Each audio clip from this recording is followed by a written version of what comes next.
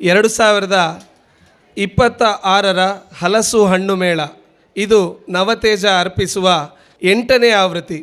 2018ರಿಂದ ಮೊದಲುಗೊಂಡು 2019, 2019ರಲ್ಲಿ ಮತ್ತೊಂದು ಅಕಾಲ ಹಲಸು ಮೇಳ, ಹಾಗೆಯೇ 2021ರ ಕೊರೋನಾ ಬಿಡುವಿನ ನಂತರ 22, 23, 2024, 25 ಹಾಗೂ ಇದು 2026ರ ಸಂಭ್ರಮ. 15 ವರ್ಷಗಳ ಹಿಂದೆ ಶುರುವಾದಂಥ ಹಲಸಿನ ಆಂದೋಲನ ಈಗ ಹದಿಹರೆಯವನ್ನು ದಾಟಿ ಮುಂದೆ ಬರ್ತಾ ಇದೆ. ಈ ಸಂದರ್ಭದಲ್ಲಿ ನವತೇಜ ಭಾಳ ಸಂಭ್ರಮದಿಂದ ಪುತ್ತೂರಿನಲ್ಲಿ ಒಂದು ದೊಡ್ಡ ರೀತಿಯಲ್ಲಿ ಮೇಳವನ್ನು ಆಯೋಜನೆ ಮಾಡಲಿಕ್ಕೆ ಬರ್ತಾ ಇದೆ. ಇದು 8ನೇ ಆವೃತ್ತಿ.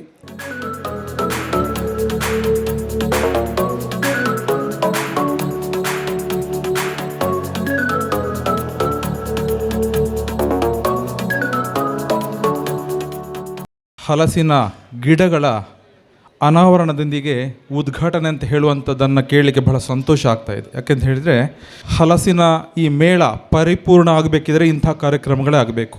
RR38 ಅಂತ ಹೇಳುವಂತಹ ಈ ತಳಿಯ ಬಗ್ಗೆ ಒಂದೆರಡು ಮಾತುಗಳನ್ನು ಹೇಳಬೇಕಂತ ಹೇಳಿದಾಗ, RR ಅಂತ ಹೇಳಿದರೆ ರಾಮಕೃಷ್ಣ ರೈ ಅಂತ. ನಮ್ಮ ಪಕ್ಕದಲ್ಲಿ ಕೂತಿರುವಂತಹ ಸಂದೀಪ್ ಶೆಟ್ಟಿ ಅಂತ ಅರಿಯಡ್ಕದವರು. ಅವರು ಅಪಾರವಾದಂತಹ ಹಲಸಿನ ಅಭಿಮಾನಿ, ಹಲಸಿನ ಭಕ್ತರು ಕೂಡ ಹೌದು. ಅಭಿಮಾನಿ ಮಾತ್ರ ಅಲ್ಲ, ಭಕ್ತರು ಕೂಡ ಹೌದು. ಅವರು ಹೇಗೆ ಇದನ್ನು ತೋರ್ಪಡಿಸಿದ್ದಾರೆ ಅಂತ ಹೇಳಿದರೆ, ಇದೊಂದು 2 ವರ್ಷಗಳ ಹಿಂದಿನ ಕಥೆ ಇದು. ಇದೇ ರೀತಿಯ ಒಂದು ವೇದಿಕೆಯಲ್ಲಿ 2 ವರ್ಷಗಳ ಹಿಂದೆ ಇದೇ RR38 ಅಂತ ಹೇಳುವಂಥ ಒಂದು ಹಲಸು ಎದುರುಗಡೆ ಕೂತಿತ್ತು. ಆ 2 ದಿವಸ ಆ ಹಣ್ಣು ಅಲ್ಲಿ ಕೂತ್ಕೊಳ್ಳುವುದಕ್ಕಿಂತ 2 ದಿವಸಗಳ ಮೊದಲು ನನ್ನ ಮನೆಗೆ ಒಂದು ಕಳಿಸಿಕೊಟ್ಟಿದ್ದರು. ಸಂದೀಪಣ್ಣ ಈ ಹಲಸನ್ನು ನನ್ನ ಮನೆಗೆ ಕಳಿಸಿಕೊಟ್ಟಿದ್ದರು.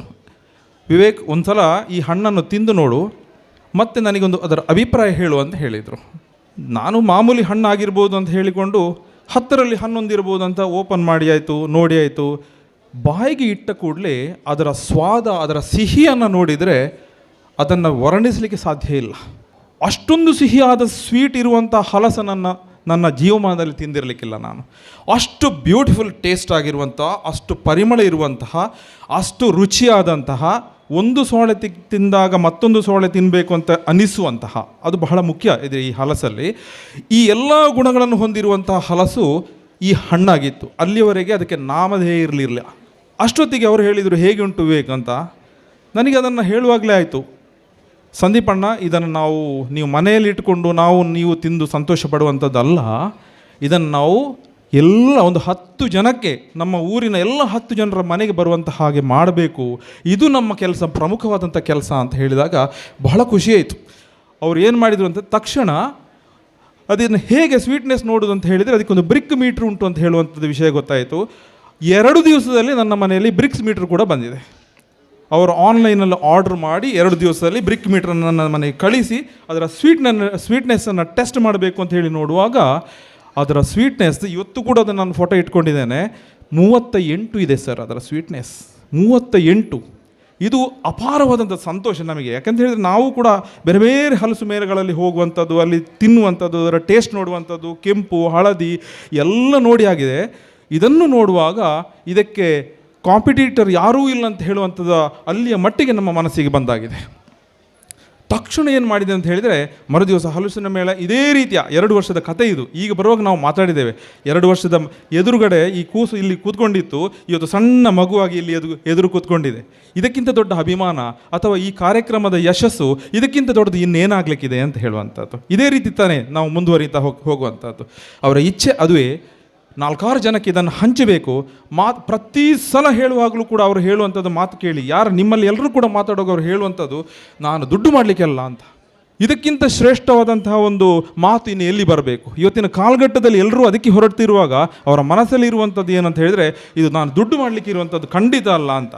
ಆದರೆ ಅವರ ಉದ್ದೇಶ ಇರುವಂಥದ್ದು ಏನು ಅಂತ ಹೇಳಿದರೆ, ಪ್ರತಿಯೊಬ್ಬರ ಮನೆಯಲ್ಲಿಯೂ ಕೂಡ ಈ ಒಂದು ಹಣ್ಣು ಇರಬೇಕು, ಅದರ ಸ್ವೀಟ್ನೆಸ್ಸನ್ನು ನಾವು ಆನಂತರ ಅವರು ತಕ್ಷಣ ನಾವು ಏನು ಮಾಡಿದ್ದೇವೆ ಅಂತ ಹೇಳಿದರೆ, ಒಂದು ಟಿಫಿನ್ ಬಾಕ್ಸಲ್ಲಿ ಈ ಹಣ್ಣುಗಳ ಸೋಳೆಗಳನ್ನು ಹಿಡ್ಕೊಂಡು ನಾವು ಇದೇ ರೀತಿ 2 ವರ್ಷಗಳ ಹಿಂದಿನ ಸ್ಟಾಲಿಗೆ ಬಂದು ಕೂತ್ಕೊಂಡಿದ್ದೆವು. ಎಲ್ಲ ಸೈಂಟಿಸ್ಟ್ಗಳು ಎಲ್ಲರೂ ಕೂಡ ಸವಿತಾ ಇರುವಾಗ ನಾವು ಕೂಡ ಅವರಿಗೆ ಕೊಟ್ಟೆವು. ಅವರು ಕೂಡ ಒಂದು ವಿಶೇಷವಾದಂಥ ಅಭಿಪ್ರಾಯವನ್ನು ವ್ಯಕ್ತಪಡಿಸಿದ್ದಾರೆ ಆ ಹಣ್ಣಿಗೆ. ಅವ್ರು ಏನು ಹೇಳಿದ್ದಾರೆ ಅಂತ ಹೇಳಿದರೆ, ಖಂಡಿತವಾಗಿಯೂ ಕೂಡ ಇದನ್ನು ಮಾಸ್ ಪ್ರೊಡಕ್ಷನ್ ಮಾಡ್ಬೋದು, ಇದನ್ನು ಪಲ್ಪ್ ರೀತಿಯಾಗಿ ಕನ್ವರ್ಟ್ ಮಾಡಿಕೊಂಡು ಇದಕ್ಕೆ ಬೇಕಾದ ವ್ಯವಸ್ಥೆಗಳನ್ನು ಖಂಡಿತ ನೀವು ಮಾಡಲೇಬೇಕಂತ ಹೇಳಿದಾಗ ಸಂದೀಪ್ ಶೆಟ್ಟಿ ಮಾಣಿಯವರು ಸುಮ್ಮನೆ ಕೂತ್ಕೊಳ್ಳಿಲ್ಲ.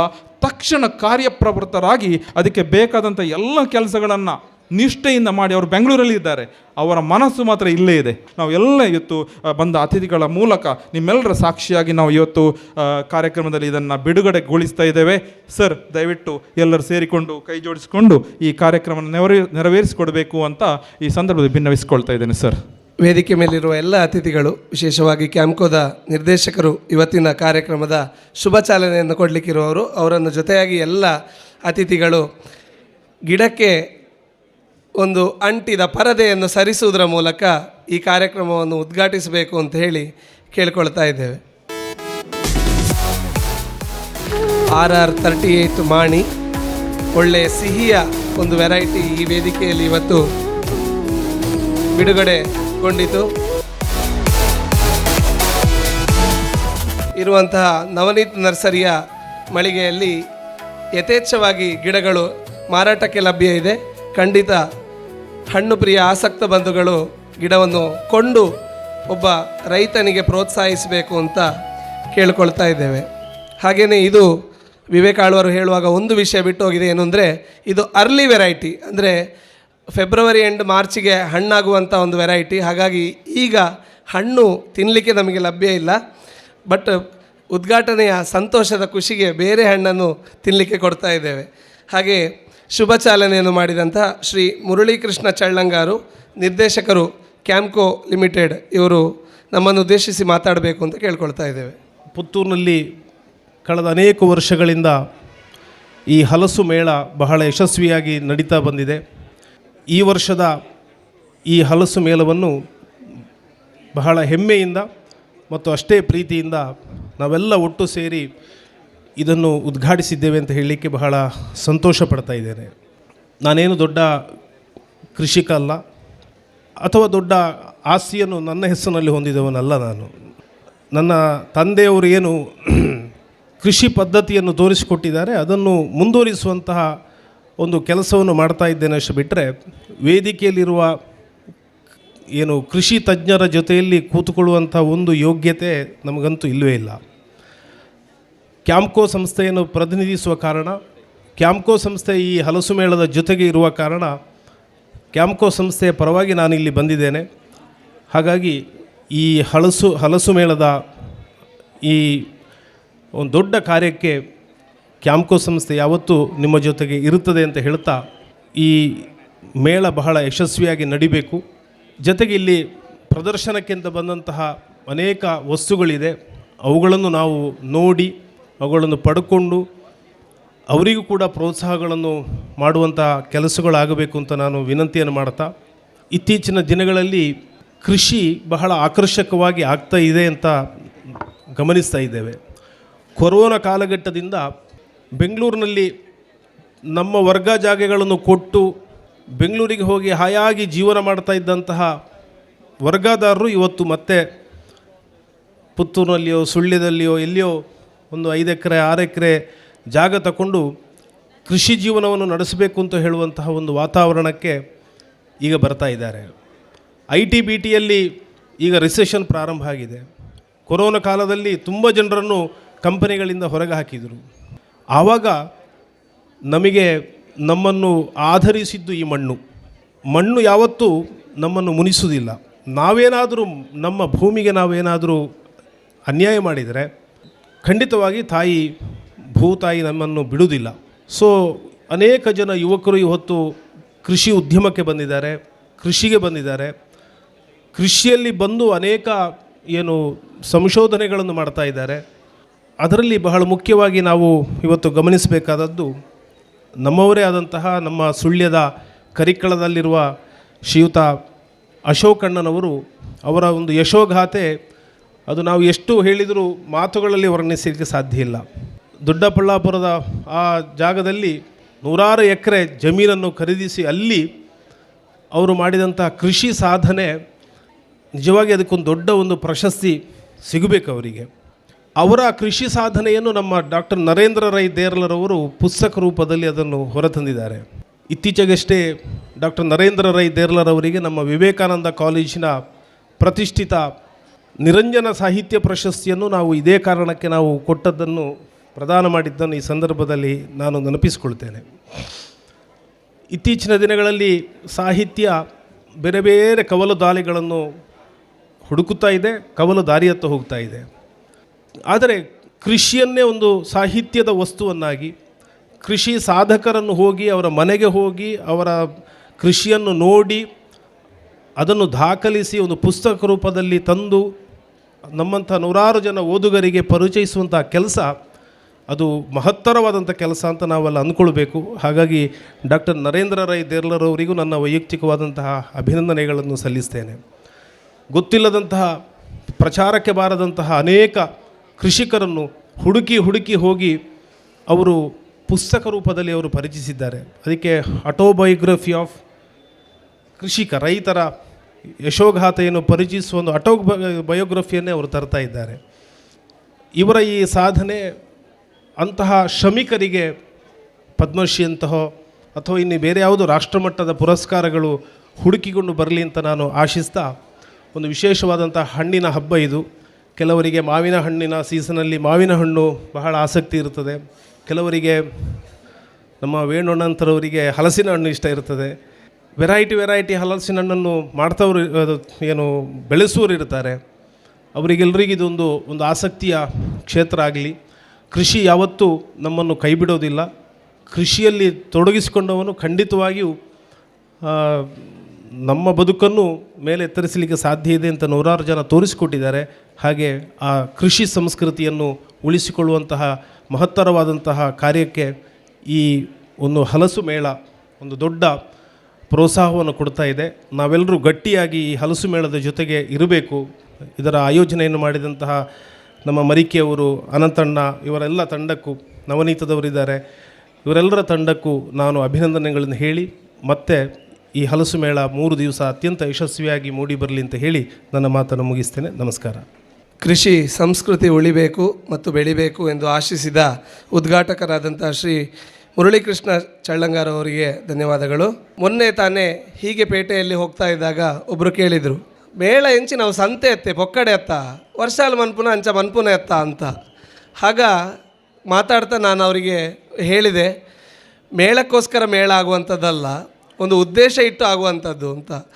ನಿಮ್ಮ ಮೇಳದಿಂದ ಏನಾಗಿದೆ ಅಂತ ಮರುಪ್ರಶ್ನೆ ಬಂತು. ಆಗ ಮೊದಲ ಮೇಳದಲ್ಲಿ ಒಂದು ಅರ್ಧ ಟೇಬಲಲ್ಲಿ ನನ್ನ ಮನೆಯಲ್ಲಿ ಮಾಡಿದ ಏನೋ ಒಂದು ಐಟಮನ್ನು ತರ್ತೇನೆ ಅಂತ ಹೇಳಿದ ಒಬ್ಬರು ಹೆಂಗಸು ಈಗ ಒಂದು ಉತ್ಕೃಷ್ಟವಾಗಿ ತನ್ನ ಮನೆಯಲ್ಲಿ ಮಾಡಿದ ಎಷ್ಟೋ ಉತ್ಪನ್ನಗಳನ್ನು ತಂದು ಭಾಳ ಸಂತೋಷದಿಂದ ಸಂಭ್ರಮದಿಂದ ಪ್ರಸ್ತುತಪಡಿಸ್ತಾರೆ. ಮೊದಲ ಮೇಳದಲ್ಲಿ ಗಿಡಗಳನ್ನು ತಗೊಂಡು ಹೋದಂಥ ಕೃಷಿಕರು ಈಗ 8ನೇ ಅಥವಾ 9ನೇ ವರ್ಷಕ್ಕಾಗುವಾಗ ನಮ್ಮಲ್ಲಿ ಮಾರಾಟಕ್ಕೆ ಹಣ್ಣು ತಗೊಂಡು ಅದು ಕೂಡ ಎಷ್ಟು 1-2 ಹಣ್ಣಲ್ಲ, ನಮ್ಮ ಮಳಿಗೆಗಿರ್ಬೋದು ಅಥವಾ ಇವತ್ತಿನ ಮೇಳಕ್ಕಿರ್ಬೋದು, ನೂರಾರು ಹಣ್ಣುಗಳನ್ನು ಪ್ರೀತಿಯಿಂದ ತಂದು ಮಾರಾಟ ಮಾಡಿ, ನಿಮ್ಮ ಟ್ರಸ್ಟಿನ ಮಳಿಗೆಯಲ್ಲಿ ಮಾರಾಟ ಮಾಡಿ ಅಂತ ತಂದು ಕೊಡ್ತಾರೆ. ಹೀಗಿರುವ ಎಷ್ಟೋ ದೃಷ್ಟಾಂತಗಳು ಈ ಹಲಸು ಮತ್ತು ಹಣ್ಣಿನ ಮೇಳಗಳಿಂದ ಕಳೆದ 1 ದಶಕಗಳಲ್ಲಿ ಅಥವಾ 15 ವರ್ಷಗಳಲ್ಲಿ ಅಡಿಕೆ ಪತ್ರಿಕೆ ಯಾವಾಗ ಈ ಆಂದೋಲನವನ್ನು ಶುರು ಮಾಡಿದೋ ಅವತ್ತಿಂದ ಇವತ್ತಿನವರೆಗೆ ಆದಂತಹ ಬೆಳವಣಿಗೆ. ಹಲಸಿಗೆ ಇಷ್ಟು ಮಹತ್ವ ಇಲ್ಲದೆ ಹೋಗಿದ್ದರೆ ಇಷ್ಟು ಊರುಗಳಲ್ಲಿ, ಇಷ್ಟು ಸಣ್ಣ ಸಣ್ಣ ಪೇಟೆಯಿಂದ ಹಿಡಿದು ದೊಡ್ಡ ಊರುಗಳಲ್ಲಿ ನೂರಾರು ಮೇಳಗಳು ಆಗಲಿಕ್ಕೆ ಸಾಧ್ಯ ಇರ್ತಿರಲಿಲ್ಲ.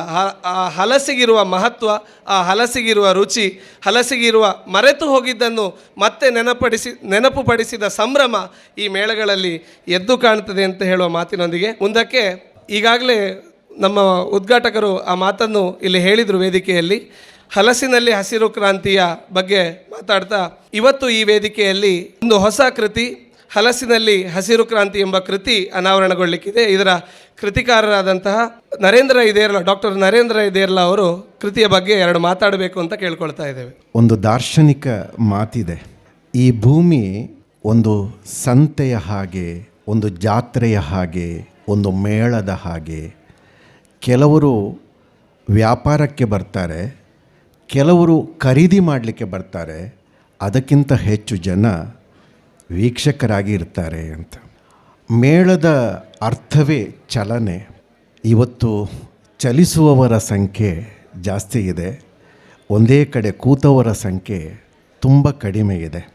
ಆದರೆ ಎಲ್ಲರ ಕಿವಿ ನಮ್ಮ ಕಡೆ ಇದೆ ಅನ್ನುವ ನಂಬಿಕೆಯ ಮೇಲೆ ನಾನು ಒಂದು 2 ನಿಮಿಷ ಮಾತಾಡಲಿಕ್ಕೆ ಸಂತೋಷ ಪಡ್ತಾ ಇದ್ದೇನೆ. ನಾನು 3 ವರ್ಷಗಳ ಹಿಂದೆ ಒಂದು ಆಲೋಚನೆ ಮಾಡಿದೆ.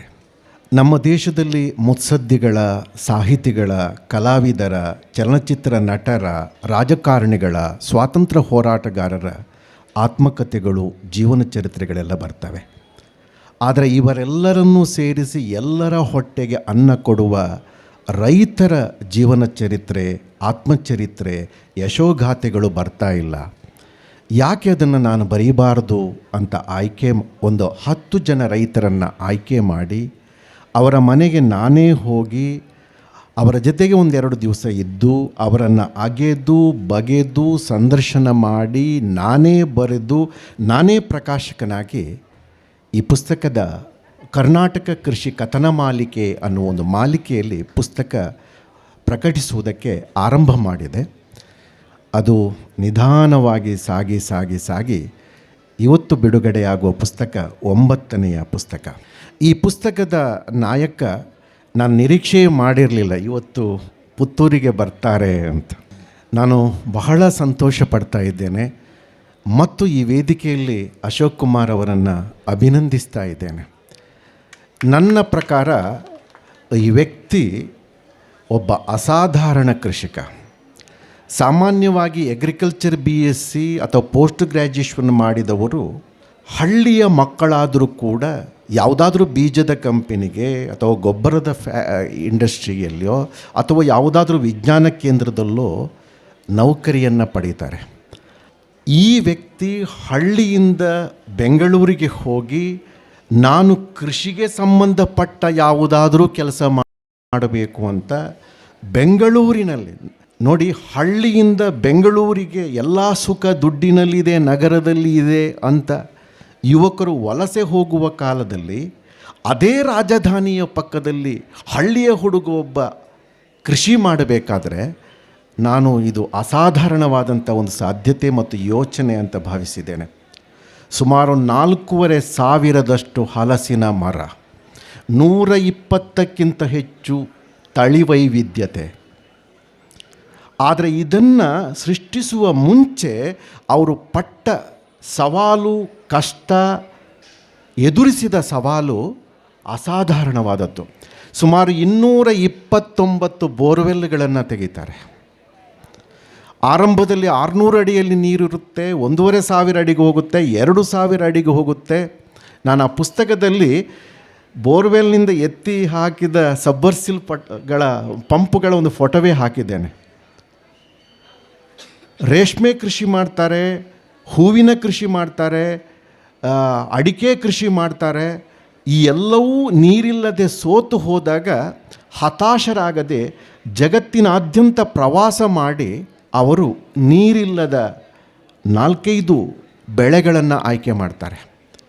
ಮಾವು, ಹಲಸು, ಅವಕಡೋ ಮತ್ತು ದೀವಿ ಹಲಸು ಇವು ಈಗ ಅವರನ್ನು ಕೈ ಹಿಡಿದಿದೆ.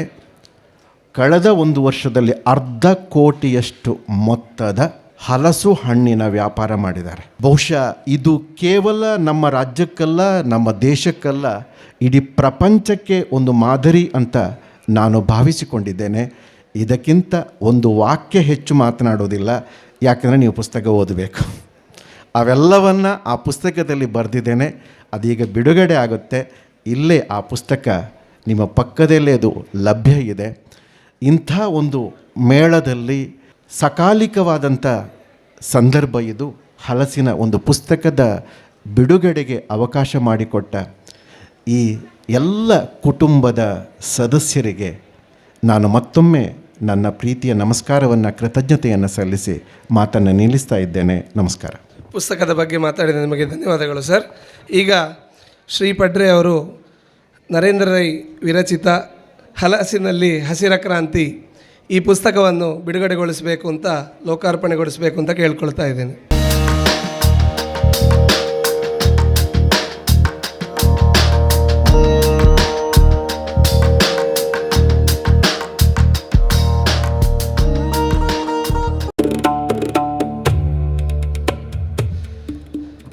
ಪರಿಸರಕ್ಕೆ ಯಾವುದೇ ಮಾರಕ ಇಲ್ಲದಂತಹ ಒಂದು ಸುಂದರ ಪ್ಯಾಕಿಂಗ್ ವ್ಯವಸ್ಥೆಯೊಂದಿಗೆ ನಮ್ಮ ಕೃತಿಗಾರರು ಬಹಳ ಸುಂದರವಾಗಿ ಅದನ್ನು ತಗೊಂಡು ಬಂದಿದ್ದಾರೆ.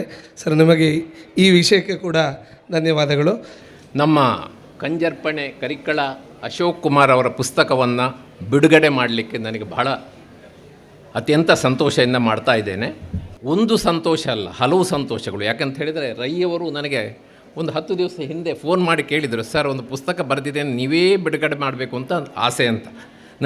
ನಾನು ಅವರ ಆಸೆಯನ್ನು ಪೂರೈಸೋ ಸ್ಥಿತಿಯಲ್ಲಿ ಇರಲಿಲ್ಲ. ಯಾಕೆಂದರೆ ನಾನೊಂದು ಪೂರ್ವ ನಿಗದಿತ ಕಾರ್ಯಕ್ರಮದಲ್ಲಿ ಟೂರಿಗೆ ಹೊರಟಿದ್ದೆ.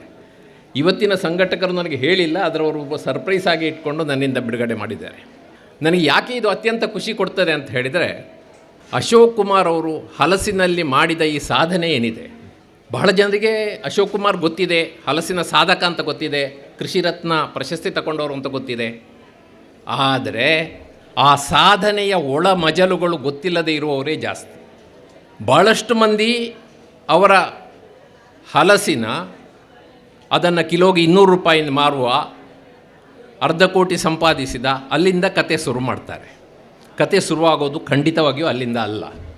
ಅಲ್ಲಿಂದ ಶುರು ಮಾಡಿದರೆ ಅವರ ಸಾಧನೆಗೆ ನಾವು ಕನ್ನಡಿ ಹಿಡಿದ ಹಾಗೆ ಆಗೋದಿಲ್ಲ. ನೋಡಿ, ಭಾರತವನ್ನು ನಾವು ಹಲಸಿನ ತವರು ಅಂತ ಕರಿತಾ ಇದ್ದೇವೆ. ಇವತ್ತಿಗೂ ಕೂಡ ಭಾರತದಲ್ಲಿ ಹಲಸಿನ ಸಂಶೋಧನೆಗಾಗಿ ಒಂದು ಸಂಶೋಧನಾ ಕೇಂದ್ರ ಸ್ಥಾಪಿಸಬೇಕು ಅಂತ ಹೇಳುವ ಕಲ್ಪನೆ ನಮ್ಮ ಸರ್ಕಾರಗಳಿಗೆ, ಇಲಾಖೆಗೆ ಬಂದಿಲ್ಲ. ನಮ್ಮ ಕೆಲವರು ಸ್ನೇಹಿತರು ಆಗಾಗ ದೆಹಲಿವರೆಗೆ ಪತ್ರ ಬರೀತಾ ಇರ್ತಾರೆ. ಇಲ್ಲಿ ಅಂತ ಅಲ್ಲ, ಭಾರತ ಮಾತ್ರ ಅಲ್ಲ, ಇಡೀ ಜಗತ್ತಿನಲ್ಲಿ ಹಲಸಿನ ಬಗ್ಗೆ ಸಂಶೋಧನೆ ಮಾಡುವಂಥ ಒಂದು ಕೇಂದ್ರ ಇಲ್ಲ. ಅದು ಯಾಕೆ ಹಾಗಾಯಿತು ಅಂತ ನನಗಿನ್ನೂ ಗೊತ್ತಿಲ್ಲ. ಭಾರತದ ಕತೆ ನಮಗೆಲ್ಲ ಗೊತ್ತಿರುವಂಥದ್ದೇ. ದಿವಿ ಹಲಸಿನ ಬಗ್ಗೆ ಇದೆ. ದಿವಿ ಹಲಸಿನ ಬಗ್ಗೆ ಹವಾಯಿಯಲ್ಲಿ ಒಂದು ಅದ್ಭುತವಾದ ಸಂಶೋಧನಾ ಮಾಡುವ ಕೇಂದ್ರ ಇದೆ. ಹೆಚ್ಚು ಕಡಿಮೆ 2 ದಶಕಗಳ ಚರಿತ್ರೆ ಇದೆ ಹಲಸಿನ ಅಭಿವೃದ್ಧಿಗೆ. ಆದರೂ ಕೂಡ ನಮ್ಮಲ್ಲಿ ಇವತ್ತೊಂದು ಹಲಸಿನ ವಿಜ್ಞಾನಿಗಳು ಅಂತಲೋ, ಹಲಸಿನ ವಿಷಯದಲ್ಲಿ ಏನು ಹೆಚ್ಚು ಸಂಶೋಧನೆ ಆಗಬೇಕು, ಅಪ್ಲೈಡ್ ರಿಸರ್ಚ್ ಏನಾಗಬೇಕು, ಅದನ್ನು ಮಾಡುವ ಬಗ್ಗೆ ಇನ್ನೂ ಕೂಡ ಒಂದು ಫೋಕಸ್ ಈ ದೇಶ ಆಗಿಲ್ಲ.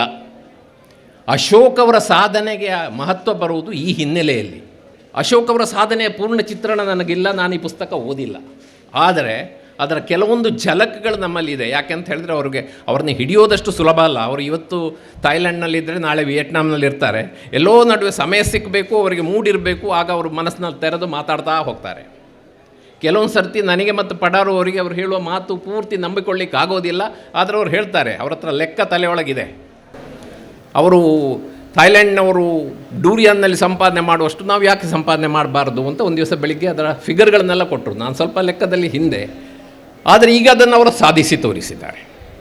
ಈ ದೇಶದಲ್ಲಿ ಹಲಸನ್ನು ಹಲಸಾಗಿ ಅಲ್ಲ, ಹಲಸಿನ ತಳಿಯ ಹೆಸರಿನಲ್ಲಿ ಹೇಗೆ ಇಲ್ಲಿ ಆಲ್ಫಾನ್ಸೋ ಮಲ್ಲಿಕಾ ಅಂತ ಮಾವಿನ ಹಣ್ಣನ್ನು ಮಾರ್ತಾರೋ, ಅದಕ್ಕೆ ಒಂದು ದೊಡ್ಡ, ಆ ರೀತಿಯ ಒಂದು ದೊಡ್ಡ ದಾರಿ ಹಾಕಿ ತೋರಿಸಿ ಇವತ್ತಿಗೂ ಅದನ್ನು ಅನುಷ್ಠಾನ ಮಾಡ್ತಾ ಇರೋದು ಅವರು. 5 ಎಕರೆಯಲ್ಲಿ ಚಂದ್ರ ಹಲಸು ಇದೆ. ಈ ದೇಶದಲ್ಲಿ ಈಗ ಒಂದು 8 ಲಕ್ಷಕ್ಕಿಂತ ಹೆಚ್ಚು ಕೆಂಪು ತಳಿ ಹಲಸು ನೆಟ್ಟಿದ್ದಾರೆ ದೇಶದಲ್ಲಿ, ಬೇರೆ ಬೇರೆ ಕಡೆ. ಅದು ನೆಟ್ಟದ್ರಲ್ಲಿ ಒಂದು 50% ಉಳಿದು ಹಣ್ಣಾಗಿ ಬಂದರೆ ಬಹುಶಃ ಇನ್ನೊಂದು 10 ವರ್ಷದಲ್ಲಿ ಎಲ್ಲ ಕೆಂಪು ಹಲಸು, ಚಂದ್ರ ಹಲಸು ಫ್ಲಡ್ ಆಗಬೇಕು. ಆದರೆ ಹಾಗೆ ಆಗೋದಿಲ್ಲ. ಯಾಕಂದರೆ ಪ್ರಕೃತಿಗೆ ಅದರದ್ದೇ ಆದ ಕೆಲವು ವಿಧಾನಗಳಿವೆ, ಆದರೂ ಜಾಸ್ತಿ ಬರಬಹುದು. ಕೆಂಪು ಹಲಸಿನ ತಳಿಯಲ್ಲಿ ಬಹುಶಃ ಒಂದು 15 ತಳಿಯೋ ಇದೆ ಅವರ ಹತ್ರ, 30 ತಳಿಗಳಿವೆ. ಚಂದ್ರ ಹಲಸಿನ ಬಗ್ಗೆ ನಾವು ಸ್ವಲ್ಪ ಒತ್ತಿ ಹೇಳುವಾಗ ನಮ್ಮ ಕೆಲವು ಸ್ನೇಹಿತರು ಟೀಕೆ ಮಾಡಿದರು, ನೀವು ಈ ಥರ ಮಾತಾಡ್ತಾ ಹೋದರೆ ನಮ್ಮ ಹಳದಿ ಹಲಸನ್ನು ಕೇಳುವವರಿಲ್ಲದೆ ಆಗ್ಬೋದು ಅಂತ. ಆದರೆ ಕೆಂಪು ಹಲಸೆಲ್ಲ ಅದ್ಭುತ ಅಂತಲ್ಲ, ಆದರೆ ಕೆಂಪಿನಲ್ಲಿ ಕೆಲವು ಅದ್ಭುತ ಹಲಸುಗಳಿವೆ. ಏನಿದೆ ಅಂತ ಹೇಳಿದರೆ, ಜನಸಾಮಾನ್ಯರ ಭಾಷೆಯಲ್ಲಿ ಹೇಳೋದಾದರೆ, ಒಂದು ತಿಂದರೆ ಮತ್ತೆ ತಿನ್ನುವುದನ್ನು ನಿಲ್ಲಿಸಲಿಕ್ಕೆ ಆಗದಷ್ಟು ಅಂಥ ತಳಿಗಳಿವೆ. ಕೆಂಪು ಹಲಸು ಮೂಲೆಗೆ ಬಿದ್ದಿತ್ತು. ಕೆಂಪು ಹಲಸಿನ ಬಗ್ಗೆ ನಾವು ಎತ್ತಿ ಮಾತಾಡಿದ ಮೇಲೆ IIHRನವರು ಅದನ್ನು ಎತ್ತಿ ಹಿಡಿದ್ರು, ಮುಂದೆ ತಗೊಂಡು ಹೋದರು. ಈಗ ಸಿದ್ದು ಇತ್ಯಾದಿಗಳು ಬಂದಿದ್ದೆಲ್ಲ ಇದರ ಒಂದು ಅನಂತರ ಫಲಗಳು. 2007ರಲ್ಲಿ ಅಡಿಕೆ ಪತ್ರಿಕೆ ಮೊದಲ ಬಾರಿಗೆ ಹಲಸಿನ ಬಗ್ಗೆ ಮಾತಾಡುವಾಗ ನಮ್ಮ ಜನ, ಸುತ್ತಮುತ್ತಲಿನವರು, ಮೊನ್ನೆವರೆಗೂ ಕೇಳ್ತಾ ಇದ್ದ ಪ್ರಶ್ನೆ ಇದೆ, ಪಡಾರು ಅವರು ಇಲ್ಲೇ ಕೂತಿದ್ದಾರೆ, ಇದು ಲೇಖನ ಬರೀಲಿಕ್ಕೆ ಒಳ್ಳೆಯ ವಸ್ತು, ನಮ್ಮಲ್ಲಿ ಇನ್ನೂ ಹಾಳಾಗ್ತಾ ಇದೆ. ಇದೆರಡು ನೋಡಿ ಎಕ್ಸ್ಟ್ರೀಮ್ಗಳು. ನಮ್ಮಲ್ಲಿನ್ನೂ ಹಾಳಾಗ್ತಾ ಇದೆ, ಲೇಖನಕ್ಕೆ ಬರಲಿಕ್ಕೆ ಒಳ್ಳೆಯ ವಸ್ತು. ಇದರ ನಡುವೆ ಭಾರತದ ಕೃಷಿ ರಂಗದ ದುರಂತ ಅಡಗಿದೆ. ಯಾಕೆಂತ ಹೇಳಿದರೆ, ಬೆಳೆಸಿದವಂದೆಲ್ಲ ಒಳ್ಳೆ ಬೆಲೆ ತಗೊಂಡು ಹೋಗ್ತೇನೆ ಅಂತ ಯಾರೂ ಹರಕೆ ಹೇಳಿ ವ್ಯಾಪಾರಸ್ಥರು ಹುಟ್ಟಲಿಲ್ಲ ಇವರೆಗೆ. ನಮ್ಮ ಹತ್ರ ಸ್ವಲ್ಪ ಪ್ರಯತ್ನ ಇದೆಯಾ, ಮುಂದೆ ಹೋಗ್ತದೆ. ಇವತ್ತು ನೋಡಿ, ಇವರೇನು ಸಂದೀಪ್ ಅವರು ಒಂದು ತಳಿಯನ್ನು ಬೆಳಕಿಗೆ ತಂದಿದ್ದಾರೆ. ಇಂಥದ್ದು ಆಗ್ಬೋದು ಅಂತ ಯಾರೂ ಕನಸಿ ಕಾಣಲಿಲ್ಲ. ಅದನ್ನು ಬ್ರಿಕ್ಸ್ ಮಾಪನ ಎಲ್ಲ ಇಟ್ಕೊಂಡು ಒಂಥರ ನಮ್ಮ ಸಂಶೋಧನಾ ಸಂಸ್ಥೆಗಳಿಗೆ ಸವಾಲು ಹಾಕುವ ರೀತಿಯಲ್ಲಿ ಇಲ್ಲೊಂದು ತಳಿಯ ಬಿಡುಗಡೆ ಆಗಿದೆ. ಇದರ ಹಿನ್ನೆಲೆಯಲ್ಲಿ ಕೆಲಸ ಮಾಡಿದವರನ್ನೆಲ್ಲ ನಾನು ಅಭಿನಂದಿಸ್ತೇನೆ. ಮಧೂರಿಂದ ಒಂದು ಜಾಹೀರಾತು ತಿರುಗ್ತಾ ಇದೆ, ನಾವು ಹಲಸಿನ ಸೊಳ್ಳೆ ತಗೊಳ್ತಾ ಇದ್ದೇವೆ ಅಂತ. ಅವರಿಗೆ ಇವತ್ತು ಬೆಳಿಗ್ಗೆ ಫೋನ್ ಮಾಡಿದೆ. ಅವ್ರು ಹೇಳಿದರು, ಸರ್ ನಮ್ಮ ಕಟ್ಟಡ ಇನ್ನೂ ಆಗಿಲ್ಲ, ಹಲಸಿನ ಸೊಳ್ಳೆ ತಗೊಳ್ತೀವಿ. ಇದ್ಯಾಕಪ್ಪ ಕೂಸು ಹುಟ್ಟೋ ಮೊದಲು ಕುಲಾವಿ ಅಂತ ಕೇಳಿದೆ. ಆಗ ಅವ್ರು ಹೇಳಿದರು, ಇಲ್ಲ ಸರ್, ಈಗ ಸದ್ಯಕ್ಕೆ ನಾವು ಇದನ್ನು ಕೊಡ್ತಾ ಇದ್ದೀವಿ, ನಮ್ಮ ಸ್ನೇಹಿತರಿದ್ದಾರೆ ಅವರಿಗೆ ಕೊಡ್ತಾ ಇದ್ದೀವಿ, ನಾವು ವಯನಾಡಿಗೆ ಹೋಗಿ ಕಲ್ತ್ಕೊಂಡು ಬಂದಿದ್ದೇವೆ, ನಮಗೆ ಮಾರ್ಕೆಟಿಂಗ್ ಸಮಸ್ಯೆ ಇಲ್ಲ, ನಾವು ಮಾಡ್ತೀವಿ ಅಂತ. ಸೊ ದಿ ಇಂಪಾರ್ಟೆನ್ಸ್ ಏನು ಹೇಳಿದರು ನಮ್ಮ ಸುಹಾಸ್ ಅವರು, ಹಲಸಿನ ಮಹತ್ವ ಏನಿದೆ ಅದು ಮಹತ್ವವನ್ನು ಅರ್ಥ ಆಗುವವರ ಮಟ್ಟಕ್ಕೆ ತಲುಪಿದೆ. ಕೇರಳದಲ್ಲಿ ಇವತ್ತು 1-2-3 ಮಂದಿ ಕೃಷಿಕರು ತಮ್ಮ ಉತ್ಕೃಷ್ಟ ಸ್ಥಳೀಯ ಹಲಸನ್ನು ಆರ್ಡರ್ ಬುಕ್ಕಿಂಗ್ ತಗೊಂಡು ಪೋಸ್ಟ್ನಲ್ಲಿ ಪಾರ್ಸೆಲ್ ಕಳಿಸ್ತಾ ಇದ್ದಾರೆ. ಇದೆಲ್ಲ ನಮಗೆ ಒಂದು ನೈತಿಕ ಧರ್ಮ. ನಮ್ಮ ಮನಸ್ಸಿನಲ್ಲಿ ಏನಿತ್ತು, ಹಲಸಿಗೆ ಈ ಸ್ಥಾನ ಸಿಗೋದಲ್ಲ, ಇನ್ನು ಮುಂದೆ ದೊಡ್ಡ ಸ್ಥಾನ ಸಿಗಬೇಕು ಅಂತ ಹೇಳುವ ಆ ಮಾತೇನಿದೆ, ಅದನ್ನು ಪ್ರಾಯೋಗಿಕವಾಗಿ ಮಾಡಿ ತೋರಿಸುವ ಕೆಲಸವನ್ನು ಅಶೋಕ್ ಅವರು ಮಾಡಿದ್ದಾರೆ. ಎಲ್ಲಿಂದ ಅಂತ ಹೇಳಿದರೆ, ಅವರ ದ್ರಾಕ್ಷಿ ಬೆಳೆ ಕೈಕೊಟ್ಟು ಬೋರ್ವೆಲ್ಗಳು ಕೈಕೊಟ್ಟ ಸಂದರ್ಭದಲ್ಲಿ ಬಹುಶಃ ಉಳಿದ ಎಲ್ಲರೂ ಯಾರೇ ಇದ್ದರೂ ಕೂಡ ಹತಾಶರಾಗ್ತಾ ಇರುವಂಥ ಘಟ್ಟದಲ್ಲಿ ಅವರು ಅಧ್ಯಯನ ಮಾಡಿ ಮಾಡಿ ಮಾಡಿ ಒಣಭೂಮಿಗೆ ಹೇಳಿಸಿದಂಥ ಬೆಳೆ ಯಾವುದು ಅಂತ ಹೇಳೋದನ್ನು ತಗೊಂಡ್ಬಿಟ್ಟು ಆ ಯೋಚನೆ ಮಾಡಿ ಅದನ್ನು ಪ್ರಯೋಗ ಮಾಡಿ ಅವರು ಕೃಷಿ ಈಗ ಎಕರೆಗಟ್ಟದಲ್ಲಿ ಅವರಿಗಿಂತ ಜಾಸ್ತಿ ಹಲಸು ನೆಟ್ಟವರು ಇರಲೂಬಹುದು, ನನಗೆ ಗೊತ್ತಿಲ್ಲ. ಆದರೆ ಅವರು ಅದನ್ನು ತುಂಬ ವೈಜ್ಞಾನಿಕವಾಗಿ ಮಾಡ್ತಾರೆ. ಪ್ರತಿ ಮರದ ಜಾತಕ ಅವರಲ್ಲಿದೆ. ಸ್ವಲ್ಪ ಪುರುಸೊತ್ತಿದ್ದರೆ ಕೇಳಿದರೆ ಎಲ್ಲ ಗೊತ್ತಾಗತ್ತೆ. ನಮಗೆ ಕೆಲವೊಂದು ಸರ್ತಿ ಮಾತುಕತೆಯಲ್ಲಿ ಸಣ್ಣ ಸಣ್ಣ ಮುತ್ತು ರತ್ನಗಳು ಸಿಗೋದಿದೆ. ಅದನ್ನು ನಾನು ಪಡಾರು ಅವರು ಬಹಳ ಹತ್ತಿರ ಸ್ನೇಹಿತರು, ಅದನ್ನು ಅವರ ಕಿವಿಯಲ್ಲಿ ಊದ್ತೀನಿ. ಒಂದು ದಿವಸ ಅವರು ಹೇಳಿದರು, ಫ್ರೀಸಿಂಗ್ ಮಾಡೋದಕ್ಕೆ ಈವರೆಗೆ ಬಂದ ತಳಿಗಳಲ್ಲಿ ಡೆಂಗ್ ಸೂರ್ಯವನ್ನು ಮೀರಿಸಿದ್ದಿಲ್ಲ ಅಂತ ಒಂದು ಮಾತು ಹೇಳಿದರು. ನನಗೆ ಭಾಳ ಖುಷಿಯಾಯಿತು ಆ ಮಾತು. ಯಾಕೆಂತ ಹೇಳಿದರೆ, ಫ್ರೋಝನ್ ಜಾಕ್ಫ್ರೂಟ್ ರಂಗದಲ್ಲಿ ಭಾರತ ಇನ್ನೂ ಬಾಲಪಾಠ ಕೂಡ ಮಾಡಿಲ್ಲ. ಒಂದು ಬಹಳ ದೊಡ್ಡ ಹಲಸಿಗೆ ಒಂದು ಹೆಬ್ಬಾಗಿಲು ತೆಗೆದುಕೊಡ್ಬೋದಾದ ಒಂದು ಕ್ಷೇತ್ರದಲ್ಲಿ ನಾವು ಕೆಲಸವನ್ನೇ ಮಾಡಿಲ್ಲ ಈವರೆಗೆ. ನಮ್ಗೆ ಒಳ್ಳೆಯ ಅವಕಾಶ ಇತ್ತು ಕೋವಿಡ್ ಕಾಲದಲ್ಲಿ. ಇಂಡೋನೇಷ್ಯಾದಂಥ ದೇಶಗಳು ಬಹಳ ಮುಂದೆ ಹೋಗಿವೆ. ಕೋವಿಡ್ ಕಾಲದಲ್ಲಿ ಇಂಡೋನೇಷ್ಯಾದಲ್ಲಿ ಒಂದು ಸಣ್ಣ ಟೀ ಸ್ಟಾಲ್ನಂಥ ಜಾಗದಲ್ಲಿ ಅವರು ಫ್ರೀಸ್ ಮಾಡಿ ಥರ್ಮೋಕಾಲ್ ಬಾಕ್ಸಲ್ಲಿ ಹಾಕಿ ಕಳಿಸ್ತಾ ಇರುವಂಥ ಕವರ್ ಸ್ಟೋರಿಗಳನ್ನು ನಾವು ಪಬ್ಲಿಷ್ ಮಾಡಿದ್ದೇವೆ. ನಮಗೆ ಕೆಲವೊಂದು ಸರ್ತಿ ಈ ಇಲ್ಲದ ಊಹಾಭಯಗಳೇ ನಮ್ಮನ್ನು ಹೆದರಿಸ್ತವೆ. ಇದು ಒಂದೇನಂತ ಹೇಳಿದರೆ, ಎಲ್ಲಿ ಮಾರೋದು, ಇಲ್ಲಿ ವರ್ಕೌಟ್ ಆಗಲಿಕ್ಕಿಲ್ಲ. ನೋಡಿ, ಫಿಜಿ ಐಲ್ಯಾಂಡ್ನಲ್ಲಿ ಅಲ್ಲಿ ಭಾರತೀಯ ಮೂಲದ ಎಷ್ಟೋ ಮಂದಿ ಹೆಣ್ಮಕ್ಳು ಹಲಸನ್ನು ರೆಡಿ ಟು ಕುಕ್ ಮಾಡಿ ಅಲ್ಲೇ ಮಾರ್ಕೆಟ್ನಲ್ಲಿ ಸೋಷಿಯಲ್ ಮೀಡಿಯಾ ಬಳಸ್ಕೊಂಡು ಮಾರ್ತಾ ಇದ್ದಾರೆ. ಅವರು ಯಂತ್ರ ಇಲ್ಲ ಅಂತ ಸುಮ್ಮನೆ ಕೂತಿಲ್ಲ. ಅವ್ರ ಹತ್ರ ಇರೋ ಯಂತ್ರ ಒಂದು ಚಾಕು, ಒಂದು ಮಣೆ ಮಾತ್ರ. ಮನಸ್ಸಿದ್ರೆ 108 ದಾರಿಗಳಿವೆ. ಇವತ್ತು ಕೇರಳದಲ್ಲಿ ನೋಡಿ, ಕೇರಳದ ಒಂದು ಸಾಧ್ಯತೆ ನೋಡಿ. ಇದೆಲ್ಲಕ್ಕಿಂತ ಹೆಚ್ಚಾಗಿ ಈ ವಿಶ್ಲೇಷಣಾ ಪ್ರಜ್ಞೆಯನ್ನು ಇಟ್ಟುಕೊಂಡು ಕೃಷಿಯ ಪ್ರಾಯೋಗಿಕ ಅನುಭವ ಮತ್ತು ವಿಜ್ಞಾನ ಎರಡನ್ನೂ ಮೇಳೈಸಿಕೊಂಡು ಏನು ಅಶೋಕ್ ಕುಮಾರ್ ಅವರು ಇಷ್ಟು ವರ್ಷಗಳಲ್ಲಿ ಮಾಡಿದ್ದ ಸಾಧನೆ ನಿಜವಾಗಿದೆಯಲ್ಲ, ಅದೊಂದು ದೀಪಸ್ತಂಭದ ಹಾಗಿದೆ. ಈ ಪುಸ್ತಕ ಬರುತ್ತೆ ಅಂತ ಹೇಳಿದಾಗ ನಾನು ಒಂದು ಮಾತು ಹೇಳಿದೆ, ಇದು ಕರ್ನಾಟಕಕ್ಕೆ ಹೆಮ್ಮೆ ಮಾತ್ರ ಅಲ್ಲ, ಇಡೀ ದೇಶಕ್ಕೆ ಹೆಮ್ಮೆ. ಯಾಕೆ ಅಂತ ಹೇಳಿದರೆ, ಅಂತಾರಾಷ್ಟ್ರೀಯ ಮಟ್ಟದಲ್ಲಿ ಹಲಸಿನ ಆಸಕ್ತರು ಕಲಿಯುವಂಥ ಪಾಠಗಳು ಸುಮಾರು ಅದರೊಳಗಡೆ ಇವೆ. ಅವರು ಉತ್ತರ ಭಾರತದ ಝಾಜಿ ಉಪ್ಪಿನಕಾಯಿಯವರಿಗೆ ಗುಜ್ಜೆ ಮಾರಿದ್ದಾರೆ. ಅವ್ರು ಸ್ವಲ್ಪ ಪಿರಿ ಹೇಳಿದ್ರಂತೆ, ಇಷ್ಟು ಬೆಲೆ ಯಾರಿಗೂ ಕೊಟ್ಟಿಲ್ಲ, ನಾವು ಯಾಕೆ ಕೊಡಬೇಕು ನಿಮ್ಮದು ಅಂತ. ಅವ್ರು ಒಂದೇ ಮಾತು ಹೇಳಿದರು, ನೀವು ಕ್ವಾಲಿಟಿ ನೋಡಿ ಇಷ್ಟ ಆದರೆ ತಗೊಳ್ಳಿ. ಅದಾದಮೇಲೆ ಅವರು ಹೇಳಿದ್ರಂತೆ, ನಮ್ಗೆ ಈವರೆಗೆ ಇಷ್ಟು ಚೆನ್ನಾಗಿರುವ ಗುಜ್ಜೆ ಸಿಕ್ಕಿಲ್ಲ ಅಂತ. ಪ್ರತಿಯೊಂದನ್ನು ಕೂಡ ವಿಶ್ಲೇಷಣಾ ರೀತಿಯಲ್ಲಿ ನೋಡ್ಕೊಂಡ್ಬಿಟ್ಟು ಅವರೊಂದು ಮಾತು ಹೇಳಿದರು. ಅವರಿಗೆ ಅವರ ಮನೆಯೇ ಒಂಥರ ಸಣ್ಣ ಪ್ರಯೋಗಶಾಲೆ. ಅವರ ಹೆಂಡತಿ ಮಂಜುಳಾ ಅವರು ಡೈರೆಕ್ಟರ್ ಆಫ್ ರಿಸರ್ಚು, ಸರಿ ಅಲ್ವಾ? ಇವತ್ತೀಗ chips director of cooking, okay, ಇವತ್ತು ಚಿಪ್ಸ್ ಮಾಡ್ತಾ ಇದ್ದಾರೆ. ಅವ್ರು ಹೇಳಿದರು, ಡೆಂಗ್ ಸೂರ್ಯ ಅದು ಕಾಯಿ ಸೊಳೆಯಲ್ಲೂ ದೋಸೆ ಮಾಡಿದರೆ ಕೆಂಪು ಉಳಿಯುತ್ತೆ ಅಂತ. ಆ ಒಂದು ಅಟ್ರಾಕ್ಷನ್ ಸಾಕು. ಫಿಲಿಪೈನ್ಸ್ನವರಿಗೋ ಥೈಲ್ಯಾಂಡ್ನವರಿಗೋ ಆ ಒಂದು ಅಟ್ರಾಕ್ಷನ್ ಸಿಕ್ಕಿದ್ರೆ ಹಲಸಿನ ಹಣ್ಣಿನ ದೋಸೆಯನ್ನು ಅವರು ಯಾವ ರೀತಿ ಮಾರಬಹುದು ಅಂತ ಹೇಳಿ. ತುಂಬ ಸಾಧ್ಯತೆಗಳಿವೆ, ಅವರೀಗ ಅದನ್ನು ಪ್ರಯೋಗಿಸ್ತಾ ಇದ್ದಾರೆ. ಆಮೇಲೆ ಒಂದು ಎಲ್ಲ ಸಾಧ್ಯತೆಗಳನ್ನು ತೆರೆದಿಟ್ಟುಕೊಂಡು ಅವರು ಕೊರಿಯರ್ನಲ್ಲಿ ಕಳಿಸ್ಕೊಡ್ತಾ ಇದ್ದಾರೆ. ನಾನೀಗ ಹಿಂದೆ ಕೇಳ್ತಾ ಇರಲಿಲ್ಲ, ನನಗೆ ಈಗ ಆಗಾಗ ಕೇಳ್ತಾರೆ, ಕೆಲವರು ಹೇಳ್ತಾರೆ, ಸರ್ ನಾವೀಗ ಅಶೋಕಣ್ಣನ ಹಲಸು, ಬೆಂಗಳೂರಿನಲ್ಲಿ ನನ್ನ ಕೆಲವರು ರಿಲೇಷನ್ಸ್ ಇದ್ದಾರೆ, ಅವರು ಕೆಂಪು ಹಣ್ಣು ತಿನ್ನಬೇಕು ಅಂತ ಕನಸು ಕಟ್ಟಿ ಬಹಳ ವರ್ಷ ಆಯಿತು. ಆ ಕನಸನ್ನೆಲ್ಲ ಈಗ ಪೂರೈಸಿರೋರು ಅವರು.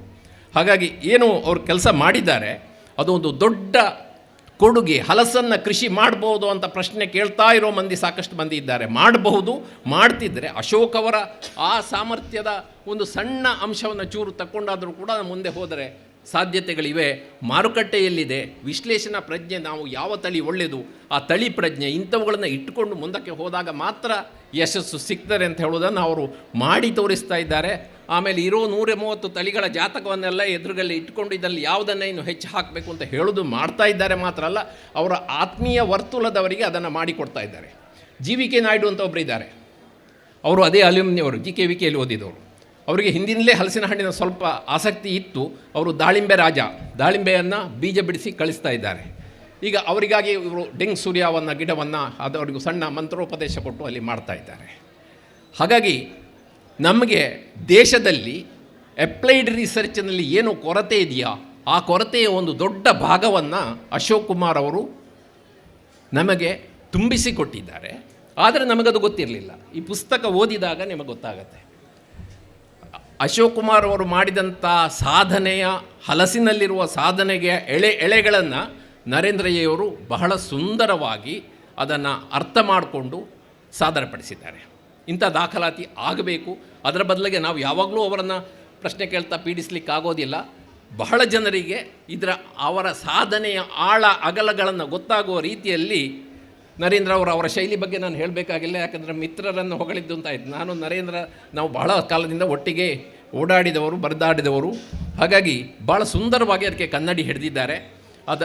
ಈ ಕೆಲಸ ಅವರು ಹಿಂದೆ ಹೇಳ್ತಾ ಇದ್ದರು, ಕೃಷಿಕರು ಯಾರೂ ಕೈ ಹಾಕ್ತಾ ಇಲ್ಲ, ಕೃಷಿ ಸಾಧಕರ ಒಂದು ಸರಣಿಯೇ ಮಾಡಬೇಕು ಅಂತ ಇದ್ದೇನೆ ಅಂಥೇಳಿ. ಅದ್ಭುತವಾಗಿ ಆ ಕೆಲಸವನ್ನು ಮಾಡಿದ್ದಾರೆ.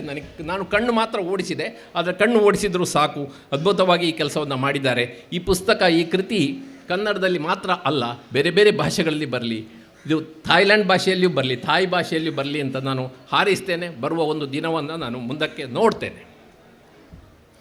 ಹಲಸು ಬಹುಶಃ ಸ್ನೇಹಿತರೆ, ಒಂದು ನೀವು 8ನೇ ಆವೃತ್ತಿ ಅಂತ ಹೇಳುವಾಗ ನೀವು ಮುಂದಿನ ಸಾರಿ ಹಾಕುವಾಗ 9 ಅಂತ ಹೇಳೋ ಸಂಖ್ಯೆಯನ್ನು ದೊಡ್ಡದಾಗಿ ಹಾಕಬೇಕು.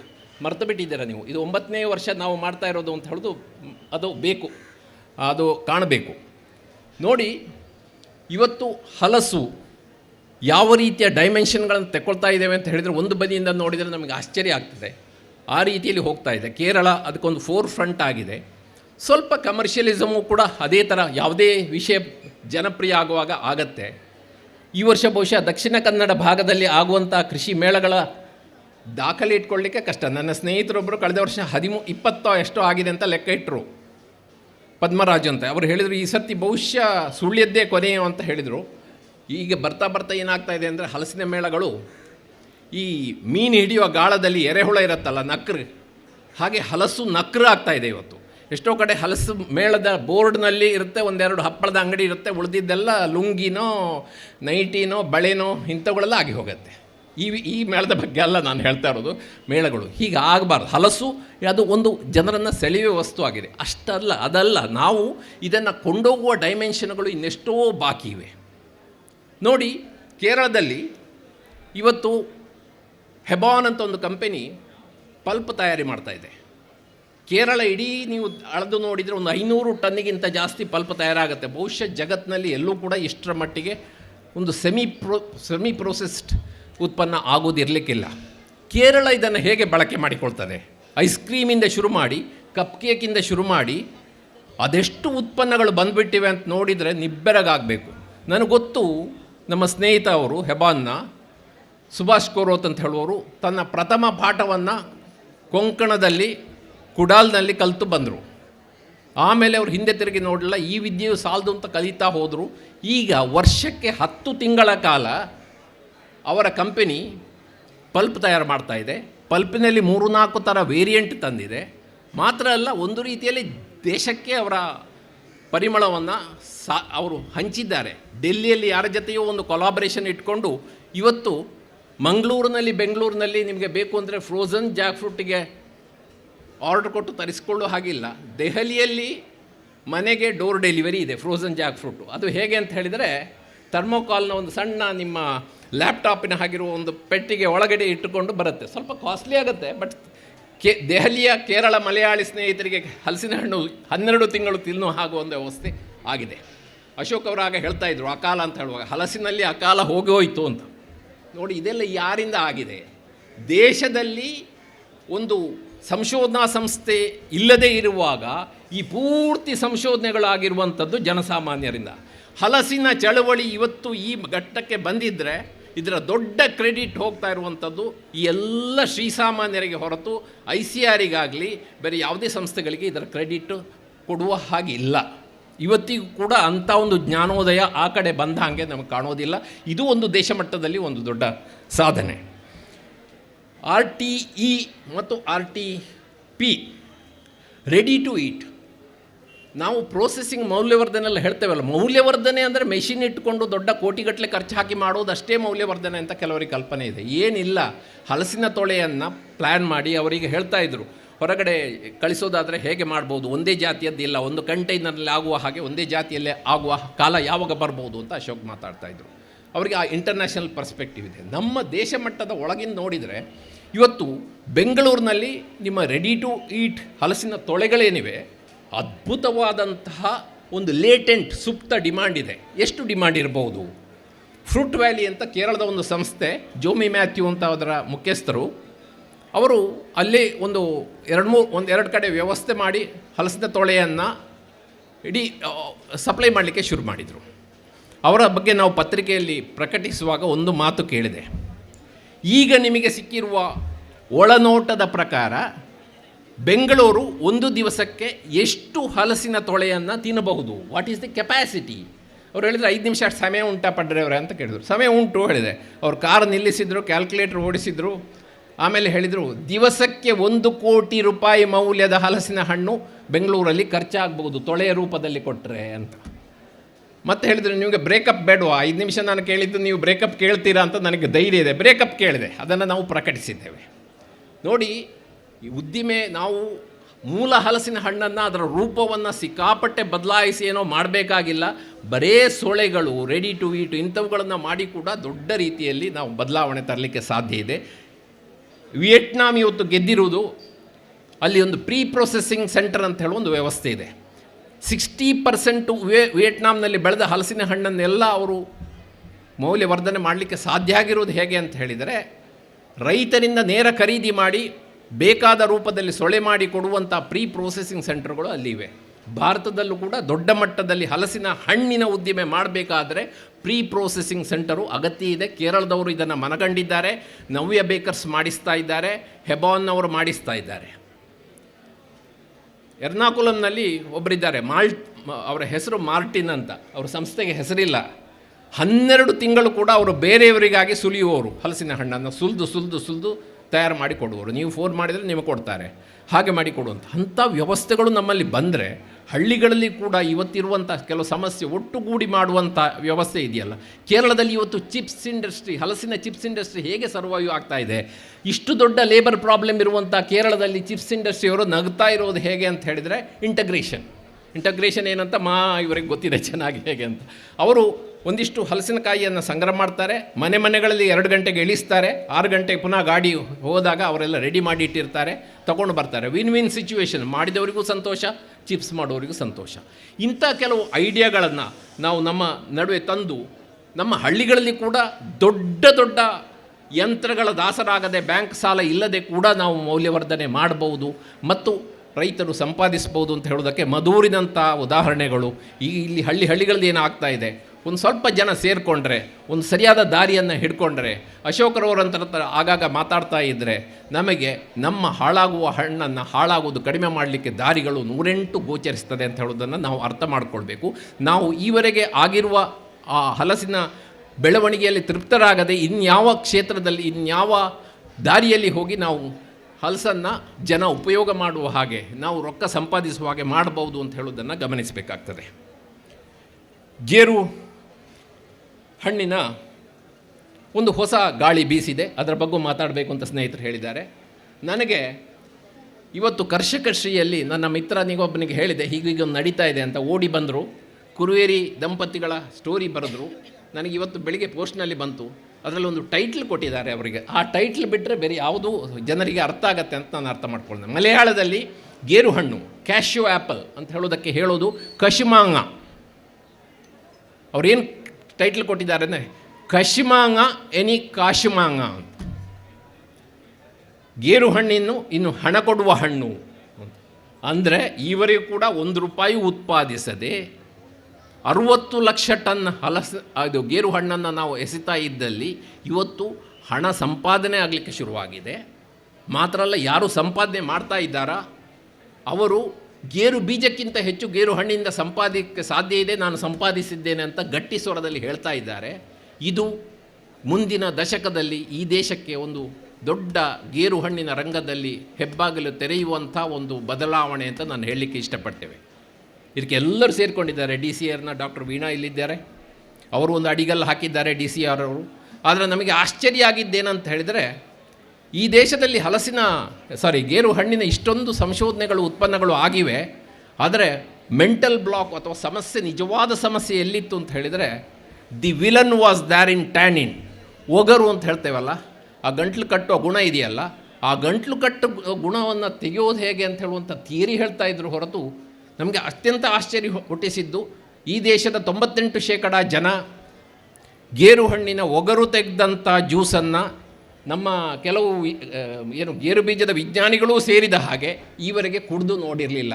ಒಂದು ಅರ್ಧ ಅಂಶ ಆ ಜ್ಯೂಸನ್ನು ಕುಡಿದು ಬಿಟ್ಟರೆ ಅವರ ಮನಸ್ಸಿನಲ್ಲಿರುವ ಎಲ್ಲ ತಪ್ಪು ಅಭಿಪ್ರಾಯಗಳೆಲ್ಲ ಹೋಗಿಬಿಡ್ತವೆ.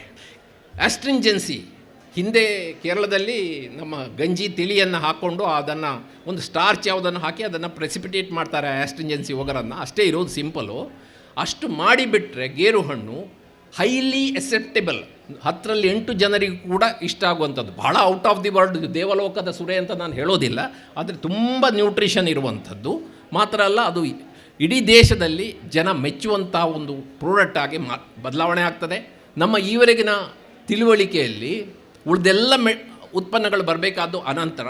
ಮೊದಲು ಈ ಝೀರೋ ಎಡಿಟಿವ್ ಜ್ಯೂಸ್ ಅಂದರೆ ಅದಕ್ಕೆ ಬೇರೆ ಏನನ್ನು ಸೇರಿಸದ, ಸಕ್ಕರೆ ಮತ್ತು ನೀರನ್ನು ಸೇರಿಸಿದ ಈ ಜ್ಯೂಸ್ ಏನಿದೆ, ಇದು ಗೇರು ಹಣ್ಣಿನಿಗೆ ದೊಡ್ಡ ಬದಲಾವಣೆ ತರಲಿಕ್ಕೆ ಒಂದು ದೊಡ್ಡ ಅಸ್ತ್ರ. ಜನರನ್ನ ಇದರ ಬಗ್ಗೆ ಸೆಳಿಲಿಕ್ಕೆ ಅಸ್ತ್ರ. ಮಾತ್ರ ಅಲ್ಲ, ಇಡೀ ದೇಶದ ರೈತ ಸಮುದಾಯಕ್ಕೆ ಇದೊಂದು ಅತ್ಯಂತ ದೊಡ್ಡ ಅಸ್ತ್ರ ಅಂತ ನಾನು ಯಾಕೆ ಹೇಳ್ತೀನಿ ಅಂದರೆ, it is doable, scalable and decentralised application ಇದೆ. ಹಳ್ಳಿಗಳಲ್ಲಿ ರೈತರು ಮಾಡ್ಬೋದು. ಒಂದು ₹30,000 ಇದ್ದರೆ ಒಂದು ಸಣ್ಣ ಸ್ಟಾಲ್ ತೆರಿಬಹುದು. ಈವರೆಗೆ ಒಂದು ದೊಡ್ಡ ಕೊರತೆ ಇತ್ತು. ಗೇರು ಹಣ್ಣು ಕೇವಲ 3 ತಿಂಗಳು ಮಾತ್ರ ಸಿಗ್ತದೆ, ಬಾಕಿ ಸಮಯದಲ್ಲಿ ಏನು ಮಾಡ್ತೀರಿ? ಸಹಜವಾದ ಪ್ರಶ್ನೆ. ನನ್ನ ಸ್ನೇಹಿತರೊಬ್ಬರಿದ್ದಾರೆ, ಹಲಸಿನ ರಂಗದ ಸ್ನೇಹಿತರು, ಡಾಕ್ಟರ್ ಆನಂದ್ ತೆಂಡೂಲ್ಕರ್ ಅಂತ. ಅವ್ರ ಮೊನ್ನೆ ಒಂದು ಮಾತು ಹೇಳಿದರು, ನಮಗೆ ಉದ್ಯಮಿಗಳನ್ನು ಮಾತಾಡಿಸಲಿಕ್ಕೆ ನೈತಿಕ ಧೈರ್ಯ ಇರಲಿಲ್ಲ. We didn't have moral courage to talk to industrialist. ಯಾಕೆಂದರೆ ಈ 3 ತಿಂಗಳು ಸಿಗುವ ಹಣ್ಣನ್ನು ಕಟ್ಟಿಕೊಂಡು ನಮ್ಮನ್ನು ಇಂಡಸ್ಟ್ರಿಯವ್ರನ್ನ ಯಾಕೆ ಮಾತಾಡಿಸ್ತೀರಿ, ನಾವು ಹೇಗಿದ್ದನ್ನು ವಯಬಲ್ ಮಾಡೋದು ಅಂತ. ಅದಕ್ಕೆ ಇಲ್ಲೇ ಉತ್ತರ ಇತ್ತು. ಪಲ್ಪ್ ರೈತ ಮಟ್ಟದಲ್ಲಿ ಬಹಳ ಸುಲಭವಾಗಿ ಪಲ್ಪ್ ಮಾಡಲಿಕ್ಕಾಗತ್ತೆ. ಸದ್ಯಕ್ಕೆ ಅದು ರೆಫ್ರಿಜರೇಷನ್ ಬೇಕು ಅಂತ ಹೇಳುವಂಥ ಒಂದು ಇದಿದೆ, ಮುಂದಕ್ಕೆ ಬೇರೆ ದಾರಿಗಳನ್ನು ಹುಡ್ಕೊಳ್ಬೋದು. ರೈತ ಮಟ್ಟದಲ್ಲಿ ಸುಲಭವಾಗಿ ಪಲ್ಪನ್ನು ದೊಡ್ಡ ಖರ್ಚಿಲ್ಲದೆ, ದೊಡ್ಡ ತಂತ್ರಜ್ಞಾನ ಇಲ್ಲದೆ ಮನೆಯಲ್ಲಿ ಮಾಡಿಟ್ಕೊಂಡ್ರೆ ನೀವು 3 ತಿಂಗಳಲ್ಲ 6-8 ತಿಂಗಳು ಬಿಸಿಲು ಬಂದಾಗೆಲ್ಲ ಇದರ ಜ್ಯೂಸನ್ನು ಮಾಡಿ ಮಾರ್ಬೋದು. ಆದರೆ ಒಂದು ಮಾತು ಹೇಳಲಿಕ್ಕೆ ಬಯಸ್ತೇನೆ, ಈ ಝೀರೋ ಎಡಿಟಿವ್ ಜ್ಯೂಸ್ ಏನಿದೆ ಗೇರು ಇಂದು, ಅದು ಏನು ಆಹ್ಲಾದವನ್ನು ಕೊಡ್ತದೆ, ಅದು ಏನು ಪೋಷಕಾಂಶವನ್ನು ಕೊಡ್ತದೆ, ಅದು ಸಿರಪ್ ರೂಟ್ನಿಂದ ಬಂದದ್ದು ಅಥವಾ ಇನ್ನಿತರ ವಿಧಾನಗಳಿಂದ ಬಂದ ಜ್ಯೂಸಿನಲ್ಲಿ ಕೊಡುವುದು ಸ್ವಲ್ಪ ಕಷ್ಟ ಇದೆ. ಹಾಗಾಗಿ ರೈತನ ಹಿತ ಅಡಗಿರುವುದು ಝೀರೋ ಅಡಿಟಿವ್ ಜ್ಯೂಸಲ್ಲಿ. ಅದರಲ್ಲಿರುವ ಒಂದು ದೊಡ್ಡ ಕೊರತೆ ಅಂದರೆ, ಈಗ ಅಧ್ಯಯನ ಮಾಡಿದ್ದಾರೆ, ವೀಣಾ ಅವರ ಸಹವರ್ತಿಯವರು, ನಮ್ಮ ಡಾಕ್ಟರ್ ಜ್ಯೋತಿಯವರು ಅಧ್ಯಯನ ಮಾಡಿದ್ದಾರೆ. ರೆಫ್ರಿಜಿರೇಟೆಡ್ ಕಂಡೀಷನ್ನಲ್ಲಿ 3 ದಿವಸ ಶೆಲ್ಫ್ ಲೈಫ್ ಇದೆ ಅಷ್ಟೇ. ಅದಕ್ಕೆ 3 ದಿವಸ ಸಣ್ಣ ಮಟ್ಟಿನ ವ್ಯವಹಾರಗಳಿಗೆ ಸಾಕು. ಆದರೆ ಸ್ವಲ್ಪ ಅದನ್ನು ಪ್ಯಾಶ್ಚರೈಸ್ ಮಾಡಿಯೋ ಅಥವಾ ಪ್ಯಾಕಿಂಗ್ ವಿಧಾನವನ್ನು ಸ್ವಲ್ಪ ಇನ್ನಷ್ಟು ಸುಧಾರಣೆ ಮಾಡಿ ಕೂಡ ಮುಂದಿನ ದಿವಸಗಳಲ್ಲಿ ಮಾಡಿಕೊಳ್ಳಿಕ್ಕೆ ಸಾಧ್ಯ ಇದೆ. ನೀರಾದಲ್ಲಿ ಒಂದು ದೊಡ್ಡ ಸಮಸ್ಯೆ ಇತ್ತು, ಪ್ಯಾಕಿಂಗ್. ನೀರಾ ನಮ್ಮಲ್ಲಿ ಶುರುವಾಗಿ ಎಷ್ಟೋ ವರ್ಷ ಆಯಿತು, ನೀರಾದಲ್ಲಿ ಪ್ಯಾಕಿಂಗ್ ದೊಡ್ಡ ತಲೆನೋವಾಗಿತ್ತು. ಈಗ ತಮಿಳುನಾಡಿನಲ್ಲಿ ತಿರುಪುರದ ಒಂದು ಸಂಸ್ಥೆಯವರು ಅದನ್ನು ಟೆಟ್ರಾ ಪ್ಯಾಕ್ ರೂಪದಲ್ಲಿ ಪ್ಯಾಕ್ ಮಾಡಿ ಆನ್ಲೈನ್ ಬಿಕರಿಗೆ ಬಿಟ್ಟುಬಿಟ್ಟಿದ್ದಾರೆ. ನೀರಾವನ್ನು ನೀವು ಟೆಟ್ರಾ ಪ್ಯಾಕಲ್ಲಿ ಪ್ಯಾಕ್ ಮಾಡಿ ಬಿಕರಿ ಮಾಡ್ಬೋದಾದರೆ, ಮಾರಾಟ ಮಾಡ್ಬೋದಾದರೆ ಝೀರೋ ಎಡಿಟಿವ್ ಜ್ಯೂಸ್ ಕೂಡ ಸಾಧ್ಯ ಇದೆ. ಮಾತ್ರ ಅಲ್ಲ, ತಮಿಳುನಾಡು ಕೃಷಿ ವಿಶ್ವವಿದ್ಯಾಲಯದಲ್ಲಿ ಕೆಲವು ತಂತ್ರಜ್ಞಾನಗಳಿವೆ. ಮುಂದಿನ ದಿವಸಗಳಲ್ಲಿ ಇದು ನಮಗೆ ಲಭ್ಯ ಆಗ್ಬೋದು. ಇವತ್ತು ಕರ್ನಾಟಕದಲ್ಲಿ ಗೇರು ಹಣ್ಣನ್ನು ಅತ್ಯಂತ ಬೇಸರದಿಂದ ಬಿಸಾಕುವಂಥ ರೈತರಿಗೆ ಒಂದು ಹೊಸ ದಾರಿ ಸಿಕ್ಕಿದೆ. ಜನ ಇದನ್ನು ಎರಡು ಬಹಳ ಪ್ರೀತಿಯಿಂದ ಸ್ವೀಕರಿಸಿದ್ದಾರೆ. ಮಾತ್ರ ಅಲ್ಲ, ಸರ್ಕಾರ ಮತ್ತು ಇಲಾಖೆ ಈವರೆಗೆ ಮಾಡಬೇಕಾದಂತಹ ಈ ಒಂದು ವಿಷಯದ ವಿಸ್ತರಣೆ ಏನಿದೆ ಮಾಡದೇ ಇದ್ದಂಥದ್ದು, ಅದರ ಬೇಕು ಅಂತಲ್ಲ, ಅದು ಆಗಿ ಹೋಗ್ತದೆ. ಗೊತ್ತಾಗೋದಿಲ್ಲ ಯಾರಿಗೆ ಯಾವುದು ಮುಖ್ಯ, ಎಲ್ಲಿ ಯಾವುದು ಮುಖ್ಯ ಗೊತ್ತಾಗೋದಿಲ್ಲ. ಚಪ್ಪಲಿ ಹಾಕಿದವನಿಗೆ ಅದು ಕಚ್ಚೋದಿಲ್ಲ ಅಂತ ಗೊತ್ತಾಗೋದು. ಅವರು ಮಾಡ್ತಾ ಇದ್ದಾರೆ ಅವರ ಕೆಲಸ, ಬಟ್ ಎಲ್ಲಿ ಇದು ಗಾಡಿ ಸೌಂಡ್ ಬರೋದು ಕೆಲವು ಸರ್ತಿ ಎಲ್ಲಿಂದ ಅಂತ ಗೊತ್ತಾಗೋದಿಲ್ಲ. ನಮಗೆ ಗೊತ್ತಾಗಿ ಹೋಯ್ತದು. ಇದು ಇಡೀ ಕರ್ನಾಟಕದ ಇವತ್ತು ಯಾರು ರೈತರು, ಕೃಷಿಕರು, ಶ್ರೀಸಾಮಾನ್ಯರು ಗೇರು ಹಣ್ಣಿನ ಜ್ಯೂಸ್ ಮಾಡಿದ್ದಾರೆ, ಅವರೇ ವಿಸ್ತರಣಾ ಇಲಾಖೆ ಮಾಡಬೇಕಾದ ಕೆಲಸವನ್ನು ಮಾಡ್ತಾ ಇದ್ದಾರೆ. ಇದು 150 ರೂಪಾಯಿ ಸಿಗುವಂಥ ಬೀಜಕ್ಕೆ ಕನಿಷ್ಠ 300 ರೂಪಾಯಿ, ಸ್ವಲ್ಪ ನಾವು ಶ್ರಮ ಸೇರಿಸಿದರೆ 1 ಕಿಲೋದಲ್ಲಿ 300 ರೂಪಾಯಿಯಷ್ಟು ಹಣವನ್ನು ನಮಗೆ ಸಂಪಾದನೆ ಮಾಡಲಿಕ್ಕೆ ಸಾಧ್ಯ ಇದೆ ಅಂತ ಹೇಳ್ತಾ ಇದ್ದಾರೆ. ಗೇರು ಬೀಜದ ಪರಿಣತರು, ಆ ರಂಗದಲ್ಲಿ ಕೈಯಾಡಿಸಿದವರು, ಇದನ್ನು ಗಮನಿಸಿದವರು ಹೇಳ್ತಾ ಇದ್ದಾರೆ, ಇದೊಂದು ವಿದ್ಯೆ ಏನಿದೆ ಈಗ ಕರ್ನಾಟಕದಲ್ಲಿ ಹುಟ್ಟಿ ಬಂದಿದ್ದು, ಇದು ದೇಶ ಮಟ್ಟಕ್ಕೆ ಹಬ್ಬಲಿಕ್ಕೆ ಸಾಧ್ಯ ಇದೆ. ಮಾತ್ರ ಅಲ್ಲ, ಗೇರು ಕೃಷಿಯಲ್ಲಿ ಇನ್ನಷ್ಟು ಉತ್ಪಾದಕತೆ ಹೆಚ್ಚಿಸುವ ಒಂದು ದಾರಿ ಆಗಲಿಕ್ಕಿದೆ ಅಂತ ಹೇಳ್ತಾ ಇದ್ದಾರೆ. ಹಾಗಾಗಲಿ ಅಂತ ಹಾರೈಸ್ತಾ, ನನಗೆ ಈ ಅವಕಾಶ ಕೊಟ್ಟದ್ದಕ್ಕಾಗಿ ಅಭಿನಂದಿಸ್ತಾ, ಹಲಸು ಗೇರು ಎರಡೂ ಈ ಅಭಿಯಾನಗಳಲ್ಲಿ ಕೈ ಜೋಡಿಸಿ ಬಹಳ ಪ್ರೀತಿಯಿಂದ ಕೆಲಸ ಮಾಡ್ತಾ ಇರುವಂಥ ಎಲ್ಲರನ್ನೂ ಮತ್ತೊಮ್ಮೆ ಅಭಿನಂದಿಸಿ ನನ್ನ ಮಾತನ್ನು ಮುಗಿಸ್ತೇನೆ. ಈ ದಿನ ಈ ಕಾರ್ಯಕ್ರಮವನ್ನು ನೋಡ್ತಿದ್ದಾಗ ನನಗೆ ಮೊದಲಿಗೆ ಏನು ಮಾತಾಡಬೇಕು ಅಂತ ಅನಿಸ್ತಿದೆ ಅಂದರೆ, ಸತತ 8-9 ವರ್ಷಗಳಿಂದ ಈ ಹಲಸು ಹಣ್ಣು ಮೇಳವನ್ನು ಆಯೋಜಿಸಬೇಕು ಅಂತ ಒಂದು ಚಿಂತನೆ ಮೂಡಿದ ಎಲ್ಲ ಚಿಂತಕರಿಗೂ, ಹಾಗೂ ಈ ಕಾರ್ಯಕ್ರಮವನ್ನು ಬಹಳ ಅಚ್ಚುಕಟ್ಟಾಗಿ ಸತತವಾಗಿ 8-9 ವರ್ಷಗಳಿಂದ ಯಶಸ್ವಿಯಾಗಿ ನಡೆಸಿಕೊಂಡು ಬರುತ್ತಿರುವಂತಹ ಎಲ್ಲ ಆಯೋಜಕ ವೃಂದದವರಿಗೂ ನಾನು ಅನಂತ ಧನ್ಯವಾದಗಳ ಹೇಳೋದಕ್ಕೆ ಇಷ್ಟಪಡ್ತೀನಿ. ಜೋರಾದ ಚಪ್ಪಾಳೆ ಬರಬೇಕು ಅವರಿಗೋಸ್ಕರ. ಯಾಕೆ ಅಂತಂದರೆ, ಒಂದು ನಿರ್ಲಕ್ಷ್ಯಕ್ಕೆ ಒಳಗಾದಂಥ ಹಣ್ಣನ್ನು ಈ ಮಟ್ಟಕ್ಕೆ ತಗೊಂಡು ಬಂದು ನಿಲ್ಲಿಸುವಂಥ ಅದರಲ್ಲಿರುವಂಥ ಶ್ರಮ ಇದೆಯಲ್ಲ, ಅದು ನಿಜವಾಗ್ಲೂ ಶ್ಲಾಘನೀಯವಾದಂಥದ್ದು. ಈಗ ಇನ್ನೊಂದು ವಿಚಾರ, ನನಗೆ ಬಹಳ ಖುಷಿ ಕೊಡುವಂತಹ ವಿಚಾರವನ್ನು ಹೇಳಲಿಕ್ಕೆ ಇಷ್ಟಪಡ್ತೀನಿ. ನನಗೆ ಕರೆಯೋಲೆ ಬಂತು ಈ ಕಾರ್ಯಕ್ರಮಕ್ಕೆ ಭಾಗವಹಿಸಬೇಕು ಅಂತ ಹೇಳಿ. ನನಗೆ ಬಹಳ ಖುಷಿಯಾಯಿತು. ಯಾಕೆ ಅಂತಂದರೆ, ಗೇರು ಹಣ್ಣು ಹೇಗೆ ಹಲಸಿನಂತೆ ನಿರ್ಲಕ್ಷ್ಯಕ್ಕೆ ಒಳಗಾಗಿತ್ತು, ಆ ಹಣ್ಣನ್ನು ಒಂದು ಹಣ್ಣು ಇತರೆ ಹಣ್ಣುಗಳಿಗೆ ಹೋಲಿಸುವಂತೆ ಆ ಶ್ರೇಷ್ಠತೆ ಮಾನ್ಯತೆಯನ್ನು ಕೊಟ್ಟು ಆ ಗೇರು ಹಣ್ಣಿನ ಭಾವಚಿತ್ರವನ್ನು ಕರೆಯೊಲೆಯಲ್ಲಿ ಕೊಟ್ಟಿದ್ದರು. ಈಗಲೂ ಸಹ ಈಗ ನಮ್ಮ ಬ್ಯಾಕ್ ಡ್ರಾಪಲ್ಲಿ ಕಾಣಿಸ್ತಾ ಇದೆ ಗೇರು ಹಣ್ಣಿನ ಚಿತ್ರ. ಇದು ಏನು ಹೇಳ್ತಾ ಇದೆ ಅಂತಂದರೆ, ಗೇರು ಹಣ್ಣು ಸಹ ಮುಂದೆ ಈ ಹಲಸು ಹೇಗೆ ಒಂದು ಹೊಸ ಕ್ರಾಂತಿಯನ್ನು ಮೂಡಿಸಿದೆ, ಗೇರು ಹಣ್ಣಿನ ಕ್ರಾಂತಿ ಆಗೋದ್ರಲ್ಲಿ ಎರಡನೇ ಮಾತಿಲ್ಲ ಅಂತಲೇ ಹೇಳ್ಬೋದು. ಈಗಾಗಲೇ ಶ್ರೀಪಡ್ರೆ ಸರ್ ಅವರು ಗೇರು ಹಣ್ಣಿನಲ್ಲಿ ಆಗ್ತಿರುವಂತಹ ಕ್ರಾಂತಿಯ ಬಗ್ಗೆ ತಿಳಿಸ್ಕೊಟ್ರು. ಅದಕ್ಕೆ ಅವರು ತೆಗೆದುಕೊಂಡಂತಹ ಆಸಕ್ತಿ ಹಾಗೂ ಅವರು ವಹಿಸಿದಂತಹ ಶ್ರಮ ನಿಜವಾಗ್ಲೂ ಶ್ಲಾಘನೀಯವಾದಂಥದ್ದು ಸರ್. ಅವರೊಂದಿಗೆ ಕೈಗೂಡಿಸ್ಕೊಂಡು ನಮ್ಮ ಸಂಸ್ಥೆಯವರು ಕೂಡ ಈ ಕ್ಯಾಶ್ಯೂ ಆ್ಯಪಲ್ ವ್ಯಾಲ್ಯೂ ಎಡಿಷನ್ ಬಗ್ಗೆ ಬಹಳಷ್ಟು ಕೆಲಸಗಳನ್ನು ಈ ವರ್ಷ ನಾವು ಮಾಡಿದ್ದೇವೆ. ಈ ವರ್ಷದ ಪ್ರತಿಫಲ ಮುಂಬರುವ ವರ್ಷಗಳಲ್ಲಿ ಡೆಫಿನೆಟ್ ಆಗಿ ಒಂದು ಕ್ರಾಂತಿಯ ರೂಪದಲ್ಲಿ ಬರೋದರಲ್ಲಿ ಎರಡನೇ ಮಾತಿಲ್ಲ. ಹೌದು, ಗೇರು ಹಣ್ಣು ನಮ್ಮ ರಾಷ್ಟ್ರಕ್ಕೆ ಪರಿಚಯಿಸಿದಂಥ ಬೆಳೆಯೇ ಹೌದು. ಆದರೂ ಸಹ ಭಾರತದಲ್ಲಿ ಸುಮಾರು ಸಾವಿರಾರು ಹೆಕ್ಟೇರ್ಗಳಲ್ಲಿ ನಾವು ಗೇರನ್ನು ಬೆಳೀತಾ ಇದ್ದೇವೆ. ಆದರೆ ರೈತರಿಗೆ ಇರುವಂತಹ ಒಂದು ಆಸಕ್ತಿ ಅಂದರೆ ಗೇರು ಬೀಜ ಅಷ್ಟೇ. ಯಾಕೆ, ಅದರಿಂದ ನಾವು ಆದಾಯವನ್ನು ಪಡಿಬೋದು ಅನ್ನೋ ಒಂದು ನಂಬಿಕೆ ಇತ್ತು. ಆದ್ದರಿಂದ ಈ 10% ಸಿಗುವಂತಹ ಒಂದು ಬೆಳೆಯ ಗೇರು ಬೀಜಕ್ಕಿರುವಂತಹ ಪ್ರಾಮುಖ್ಯತೆ 90% ಭಾಗ ಒಂದು ಗೇರು ಹಣ್ಣು ಏನಿದೆ ಅದಕ್ಕೆ ಸಿಗ್ತಾ ಇರಲಿಲ್ಲ. ಒಂದು ಬೆಳೆಯ 90% ಭಾಗವನ್ನು ಹಾಗೆಯೇ ತೋಟದಲ್ಲಿ ಕೊಳೆಯಲು ಬಿಟ್ಟರೆ, ನಷ್ಟ ಆಗಲು ಬಿಟ್ಟರೆ, ಪೋಲಾಗಲು ಬಿಟ್ಟರೆ ಇದು ಒಂದು ಬೆಳೆಯ ನಷ್ಟವೇ ಸರಿ, ಹೌದಲ್ವಾ? ಸೊ ಹಾಗಾಗಿ ನಾವು ನಮ್ಮ ಸಂಸ್ಥೆಯ ವತಿಯಿಂದ ಆಗಿರ್ಬೋದು ಹಾಗೂ ಹಲವಾರು ಆಸಕ್ತರು ಗೇರು ಹಣ್ಣಿನಲ್ಲಿ ಏನೇನು ಮಾಡ್ಬೋದು, ಅದು ಗೇರು ಹಣ್ಣಿನ ಮೌಲ್ಯವರ್ಧನೆಗೆ ಯಾಕಿಷ್ಟು ಹಿಂದೇಟಾಗ್ತಾ ಇತ್ತು ಅಂತ ಹೇಳಿದರೆ, ಕೆಲವರು ಅದನ್ನು ಎಕ್ಸೆಪ್ಟ್ ಮಾಡ್ಕೊತಿರ್ಲಿಲ್ಲ, ಸ್ವೀಕರಿಸ್ತಾ ಇರಲಿಲ್ಲ. ಯಾಕೆ, ಅದರಲ್ಲಿ ಇರುವಂತಹ ಒಂದೇ ಒಂದು ಅಂಶ ಟ್ಯಾನಿನ್, ಒಗರು ರುಚಿ. ಗೇರು ಹಣ್ಣನ್ನು ತಿಂದಾಗ ನಮಗೆ ಗಂಟಲು ಕೆರೆತ ಆಗುವಂಥ ಒಂದು ಸ್ವೇದನೆ ಉಂಟಾಗತ್ತೆ. ಹಾಗಾಗಿ ಗೇರು ಹಣ್ಣು ಯಾರಿಗೂ ಇಷ್ಟ ಆಗ್ತಾ ಇರಲಿಲ್ಲ, ಅದನ್ನು ಹಾಗೆ ಕೊಳೆಯಲು ಬಿಡ್ತಾಯಿದ್ರು. ಆದರೆ ಒಂದು ಸುಲಭವಾದಂತಹ ಸರಳವಾದಂತಹ ವಿಧಾನದಿಂದ ಆ ಟ್ಯಾನಿನ್ ಅಂಶವನ್ನು, ಆ ಒಗರುವಿಕೆಯನ್ನು ತೆಗಿಬೋದು ಅಂತ ಆದರೆ ನಾವು ಯಾಕೆ ಅದನ್ನು ಎಕ್ಸೆಪ್ಟ್ ಮಾಡ್ಕೋಬಾರ್ದು? ಗೇರು ಹಣ್ಣಿನಲ್ಲಿರುವಂತಹ ವಿಟಮಿನ್ ಸಿ ಬೇರೆ, ನಾವು ಕಿತ್ತಳೆ ಹಣ್ಣುಗಳೇ ವಿಟಮಿನ್ ಸಿಗೆ ಅಂತ ನಾವು ಒಂದು ಕಲ್ಪನೆ ಇದೆ. ಆದರೆ ಗೇರು ಹಣ್ಣಿನಲ್ಲಿರುವಂತಹ ವಿಟಮಿನ್ ಸಿ ಜೀವಸತ್ವ ಕಿತ್ತಳೆಗಿಂತ 4ರಿಂದ 5 ಪಟ್ಟು ಜಾಸ್ತಿ ನಮ್ಮ ಗೇರು ಹಣ್ಣಿನಲ್ಲಿದೆ. ಅಷ್ಟೇ ಅಲ್ಲ, ನಮ್ಮ ಪೈನಾಪಲ್ ಅನಾನಸ್ಗಿಂತ 10 ಪಟ್ಟು ಜಾಸ್ತಿ ವಿಟಮಿನ್ ಸಿ ನಮ್ಮ ಗೇರು ಹಣ್ಣಿನಲ್ಲಿದೆ. ಅಷ್ಟೇ ಅಲ್ಲದೆ ಹಲವಾರು ಖನಿಜಾಂಶಗಳಿಂದ ಪೂರಕವಾಗಿದೆ, ಹಲವಾರು ಆ್ಯಂಟಿಆಕ್ಸಿಡೆಂಟ್ಸ್ಗಳಿಂದ ಪೂರಕವಾಗಿದೆ ಅಂತಹದ್ದು ಗೇರು ಹಣ್ಣು. ಹಾಗಾಗಿ ಒಂದು ಸಾಬುದಾನ ಅಂದರೆ ಸಬ್ಬಕ್ಕಿ ಏನು ಹೇಳ್ತೀವಿ, 1 ಲೀಟರ್ ಗೇರು ಹಣ್ಣಿನ ಜ್ಯೂಸ್ಗೆ ಅದನ್ನು ಪುಡಿ ಮಾಡಿ ಕುದಿಸಿ ಅದನ್ನು 2ರಿಂದ 5 ಗ್ರಾಮ್ ಅಷ್ಟೇ ಸಾಕು. ಅದನ್ನು ನಾವು ಗೇರು ಹಣ್ಣಿನ ಜ್ಯೂಸಿಗೆ ಬೆರೆಸಿ ಅದನ್ನು 1 ರಿಂದ 2 ಗಂಟೆ ಬಿಟ್ಟರೆ ಸಾಕು. ಅದರಲ್ಲಿರುವಂತಹ ಒಗರು ರುಚಿ ಸಂಪೂರ್ಣವಾಗಿ ಕೆಳಗೆ ಬಂದು ಶೇಖರಣೆ ಆಗ್ತದೆ. ಆ ನಂತರ ಅದರಲ್ಲಿರುವಂತಹ ಜ್ಯೂಸನ್ನು ಸರ್ ಹೇಳಿದರು, ಯಾವುದೇ ಅಡಿಟಿವ್ಸ್ ಆ್ಯಡ್ ಮಾಡಿದಿರೋಂಥದ್ದು, ಯಾವುದೇ ಸಕ್ಕರೆ ಅಂಶವನ್ನು ಆ್ಯಡ್ ಮಾಡ್ದಲೇ ಇರುವಂತಹ ಜ್ಯೂಸ್, ನಮ್ಮ ಆರೋಗ್ಯಕ್ಕೆ ಪೂರಕವಾಗಿರುವಂತಹ ಗೇರು ಹಣ್ಣಿನ ಜ್ಯೂಸ್ ನಮಗೆ ಸವಿಯಲು ಸಿದ್ಧ ಆಗ್ತಿದೆ. ಈ ಹಲಸು ಹಣ್ಣಿನ ಮೇಳದಲ್ಲಿ ಆ ಒಂದು ಸೌಲಭ್ಯ ಲಭ್ಯ ಇದೆ. ಆಸಕ್ತರು ದಯವಿಟ್ಟು ಗೇರು ಹಣ್ಣಿನ ಜ್ಯೂಸನ್ನು ಸೇವನೆ ಮಾಡಬೇಕು, ಅದರ ಲಾಭವನ್ನು, ಅದರ ಸವಿಯನ್ನು ಸವಿಬೇಕು. ಅದರ ಬಗ್ಗೆ ನೀವು ತಿಳ್ಕೊಂಡಾಗಷ್ಟೇ ಮುಂದಿನ ಕ್ರಾಂತಿ ಬಗ್ಗೆ ಒಂದು ಮುನ್ನುಡಿ ಬರೆಯೋಕ್ಕೆ ಸಾಧ್ಯ ಆಗುತ್ತೆ ಅಂತ ಹೇಳ್ತೇನೆ. ಅಷ್ಟೇ ಅಲ್ದಿರ ಈ ಗೇರು ಹಣ್ಣು ಹೌದು ಒಂದು ಕಾಲದಲ್ಲಿ ಮಾತ್ರ ಲಭ್ಯವಿರುವಂತಹ, ಸೀಮಿತವಾಗಿ ಲಭ್ಯವಿರುವಂತಹ ಹಣ್ಣು. ಆದರೆ ಅದನ್ನು ಜಾಸ್ತಿ ದಿನಗಳ ಕಾಲ ನಾವು ಸಂಸ್ಕರಣೆ ಮಾಡಿಟ್ಟು ಶೇಖರಿಸಿಟ್ರೆ ವರ್ಷ ಪೂರ್ತಿ ಅದರ ಲಾಭವನ್ನು ನಾವು ಪಡಿಬೋದು. ಅದಕ್ಕೂ ಏನು ದೊಡ್ಡ ಟೆಕ್ನಾಲಜಿ ಬೇಕು ಅಂತ ಏನಿಲ್ಲ, ಒಂದು ಶೀತಲೀಕರಣದ ಅಂತ ಒಂದು ವ್ಯವಸ್ಥೆ ಬೇಕು, ಡೀಪ್ ಫ್ರೀಸರ್ಸ್ ಬೇಕು ಅಷ್ಟೇ. -20 ನಾವು ಐಸ್ ಕ್ರೀಮ್ಗಳನ್ನು ನಾವು ಫ್ರೀಸ್ ಮಾಡಿ ಸ್ಟೋರ್ ಮಾಡಿ ಇಡ್ತೀವಿ ತಾನೆ, ಸಂಸ್ಕರಿಸಿಡ್ತೀವಿ.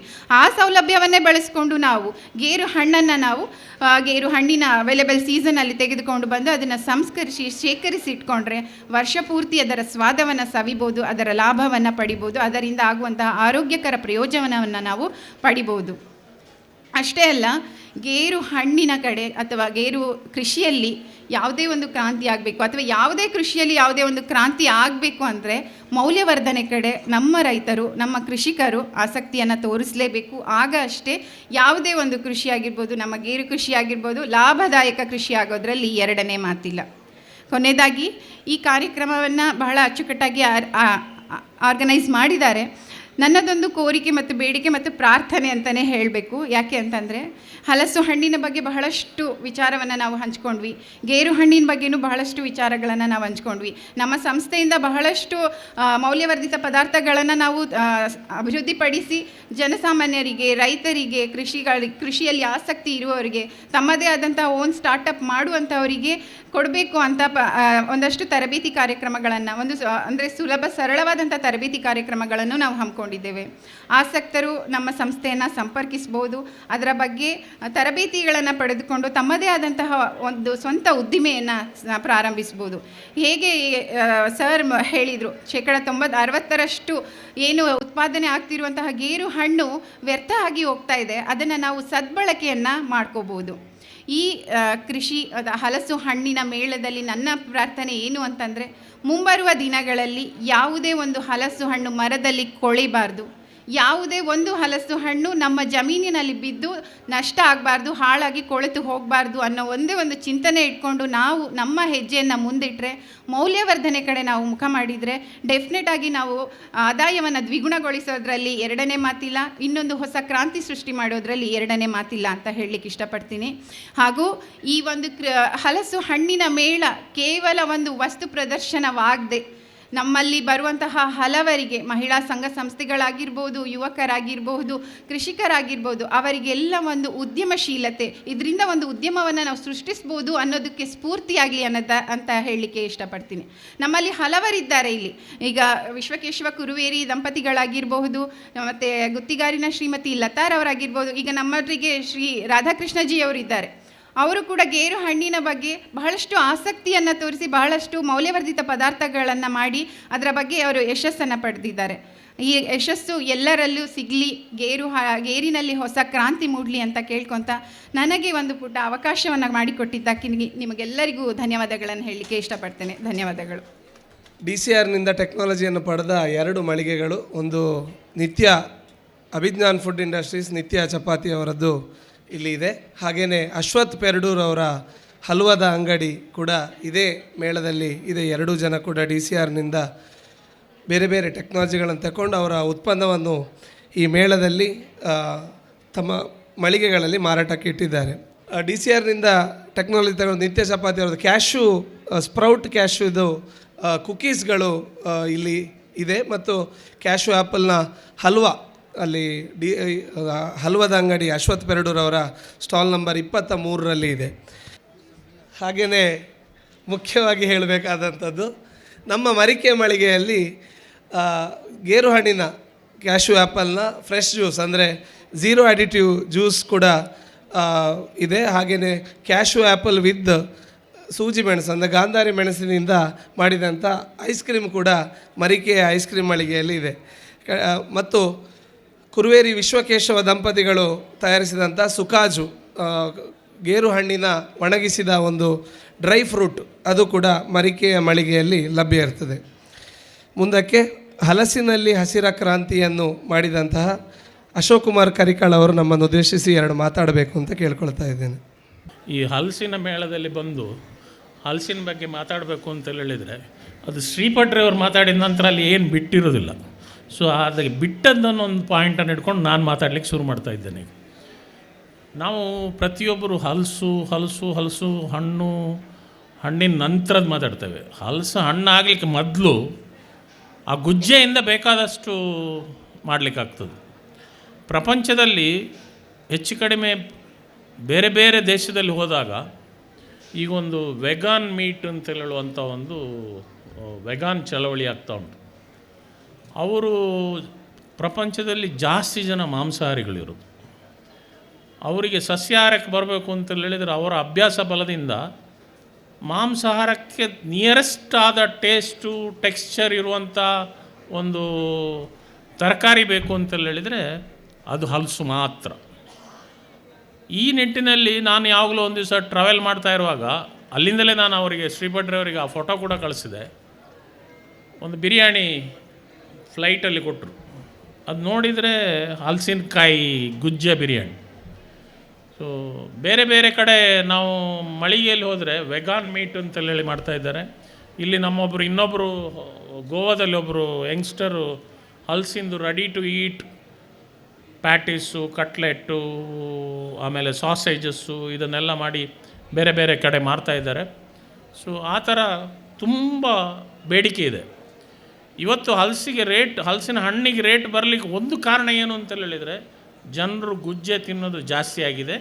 2-3 ಕಾರಣದಿಂದ. ಒಂದು ಕಾರಣ ಏನು ಅಂತ ಹೇಳಿದರೆ ಭಾರತ ದೇಶದಲ್ಲಿ ಹೈಯೆಸ್ಟು ಸಕ್ಕರೆ ಕಾಯಿಲೆ ಡಯಾಬಿಟೀಸ್.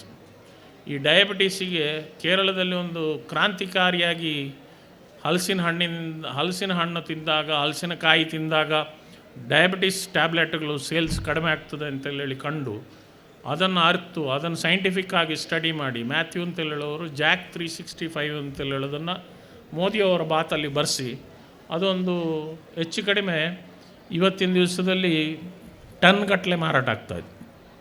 ಇಡೀ ಗುಜ್ಜೆ ಪುಡಿ, ಇಡೀ ಹಲಸಿನಕಾಯಿಯ ಪುಡಿ. ಅಂದರೆ ಹಲಸಿನಕಾಯಿ ಅಂತ ಹೇಳಿದ್ರೆ ನಮಗೆ ಖುಷಿ ಬಂದಾಗ, ನಮಗೆ ಪುರ್ಸೊತ್ತಿದ್ದಾಗ ಹೋಗಿ ಹಲಸಿನ ಮರದಿಂದ ಕೊಯ್ದು ಅದು ಆಗೋದಿಲ್ಲ. ಅದಕ್ಕೆ ಒಂದು ಪ್ಯಾರಾಮೀಟರ್ಸ್ ಇದೆ. ಇಂಥ ದಿವಸದೊಳಗೆ ಮಾಡಬೇಕು. ಆ ಥರದಲ್ಲಿ ಮಾಡಿದಾಗ ಹೈಯೆಸ್ಟ್ ಫೈಬರ್ ಕಂಟೆಂಟ್ ಬರ್ತದೆ. ಈ ಫೈಬರ್ ಕಂಟೆಂಟಿಂದಾಗಿ ಗ್ಲೈಸಮಿಕ್ ಇಂಡೆಕ್ಸು ಲೋ ಆಗ್ತದೆ. ಕಂಟಿನ್ಯೂಸ್ ಆಗಿ ನಾವು ನಮ್ಮ ಡಯಟಲ್ಲಿ ಇದು ಮಾಡಿದರೆ ಅದರಿಂದ ಶುಗರ್ ಕಂಟ್ರೋಲು, HbA1c ಲೆವೆಲ್ಗಳು ಕಡಿಮೆ ಆಗ್ತದೆ ಅಂತೇಳಿ ಅವರು ತೋರಿಸಿಕೊಟ್ಟಿದ್ದಾರೆ. ಲ್ಯಾನ್ಸೆಂಟ್ನಂಥ ಸೈಂಟಿಫಿಕ್ ಜರ್ನಲ್ಗಳು ಇದನ್ನು ಪಬ್ಲಿಷ್ ಮಾಡಿದ್ದಾರೆ. ಸೊ ಇದರ ಜೊತೆಗೆ ಹಲಸಿನಕಾಯಿ ತಿಂದವರು ಈಗ ನಮ್ಮಲ್ಲಿ ಏನಾಗಿದೆ ಅಂತ ಹೇಳಿದರೆ ಮೊದಲಿನ ಕಾಲದಲ್ಲಿ ಬರ್ತ್ ರೇಟು ದಿವಸ ಕಡಿಮೆ ಆಗಿದೆ. ಇನ್ನು ಸ್ವಲ್ಪ ದಿವಸದಲ್ಲಿ ಬರ್ತ್ ರೇಟಿಂದ ಜಾಸ್ತಿ ಡೆತ್ ರೇಟ್ ಬರುತ್ತದೆ.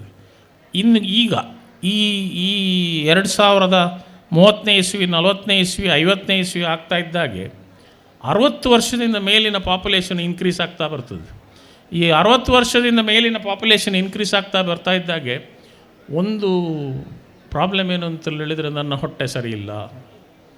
ಹೊಟ್ಟೆಗೆ ಸರಿ ಇಲ್ಲ ಅಂತ ಹೇಳಿದಾಗೆ ನೀವು ತರಕಾರಿ ಜಾಸ್ತಿ ತಿನ್ನಿ, ಫೈಬರ್ ಜಾಸ್ತಿ ತಿನ್ನಿ ಅಂತೇಳಿ ಡಾಕ್ಟ್ರ್ ಅಡ್ವೈಸ್ ಮಾಡಲಿಕ್ಕೆ ಶುರು ಮಾಡ್ತಾರೆ. ಸೊ ಅಂಥವರು ನೀವು ಒಂದು ಆ ಗುಜ್ಜೆ, ನಾವು ನಮ್ಮ ಭಾಷೆಯಲ್ಲಿ ಗುಜ್ಜೆ ಅಂತೇಳಿ ಹೇಳಿದರೆ ಅರ್ಥ ಆಗೋದು, ಹಲಸಿನಕಾಯಿ ಅಂತೇಳಿ ಹೇಳಿದ್ರು ಅರ್ಥ ಆಗೋದಿಲ್ಲ. ನಾವು ಗುಜ್ಜೆ, ಬೇಳೆ ಚಕ್ಕೆ ಅಂತೇಳಿ ಬೇರೆ ಬೇರೆ ಇದಕ್ಕೆ ಬೇರೆ ಬೇರೆ ಹೇಳ್ತೇವೆ. ಆ ಬೀಜ ಆಗಲಿಕ್ಕೆ ಮೊದಲಿನ ಗುಜ್ಜೆಯನ್ನು ನಾವು ತರಕಾರಿ ರೂಪದಲ್ಲಿ ಸಾಂಬಾರಾಗಲಿ, ಪಲ್ಯ ಆಗಲಿ, ಬಿರಿಯಾನಿ ಆಗಲಿ, ಕಬಾಬ್ ಆಗಲಿ, ಮಂಚೂರಿ ಆಗಲಿ ಯಾವುದಲ್ಲಾದರೂ ಒಂದರಲ್ಲಿ ತಿಂದರೆ ಅದರಿಂದ ಇಮಿಡಿಯೇಟ್ ರಿಲೀಫ್ ಸಿಗ್ತದೆ. ಅದು ಇಮಿಡಿಯೇಟ್ ರಿಲೀಫ್ ಮಾತ್ರ ಅಲ್ಲ, ಈ ಫೈಬರ್ ಕಂಟೆಂಟು ಡಯಟಲ್ಲಿ ಇನ್ಕ್ರೀಸ್ ಮಾಡಬೇಕಾದದ್ದು ಒಂದು ನೆಸೆಸಿಟಿ. ನಾವು ಹೇಗೆ ಎನರ್ಜಿಗೆ ಕಾರ್ಬೋಹೈಡ್ರೇಟ್ ಸೇವಿಸ್ತೇವೆ, ಪ್ರೋಟೀನಿಗೆ ಹಾಲು, ಮೊಟ್ಟೆ, ಮಾಂಸ ಸೇವಿಸ್ತೇವೆ, ಅದೇ ಥರ ಫೈಬರಿಗೆ ನಾವು ತರಕಾರಿಯಿಂದಲೇ ಇದು ಮಾಡಲಿಕ್ಕಾಗೋದು.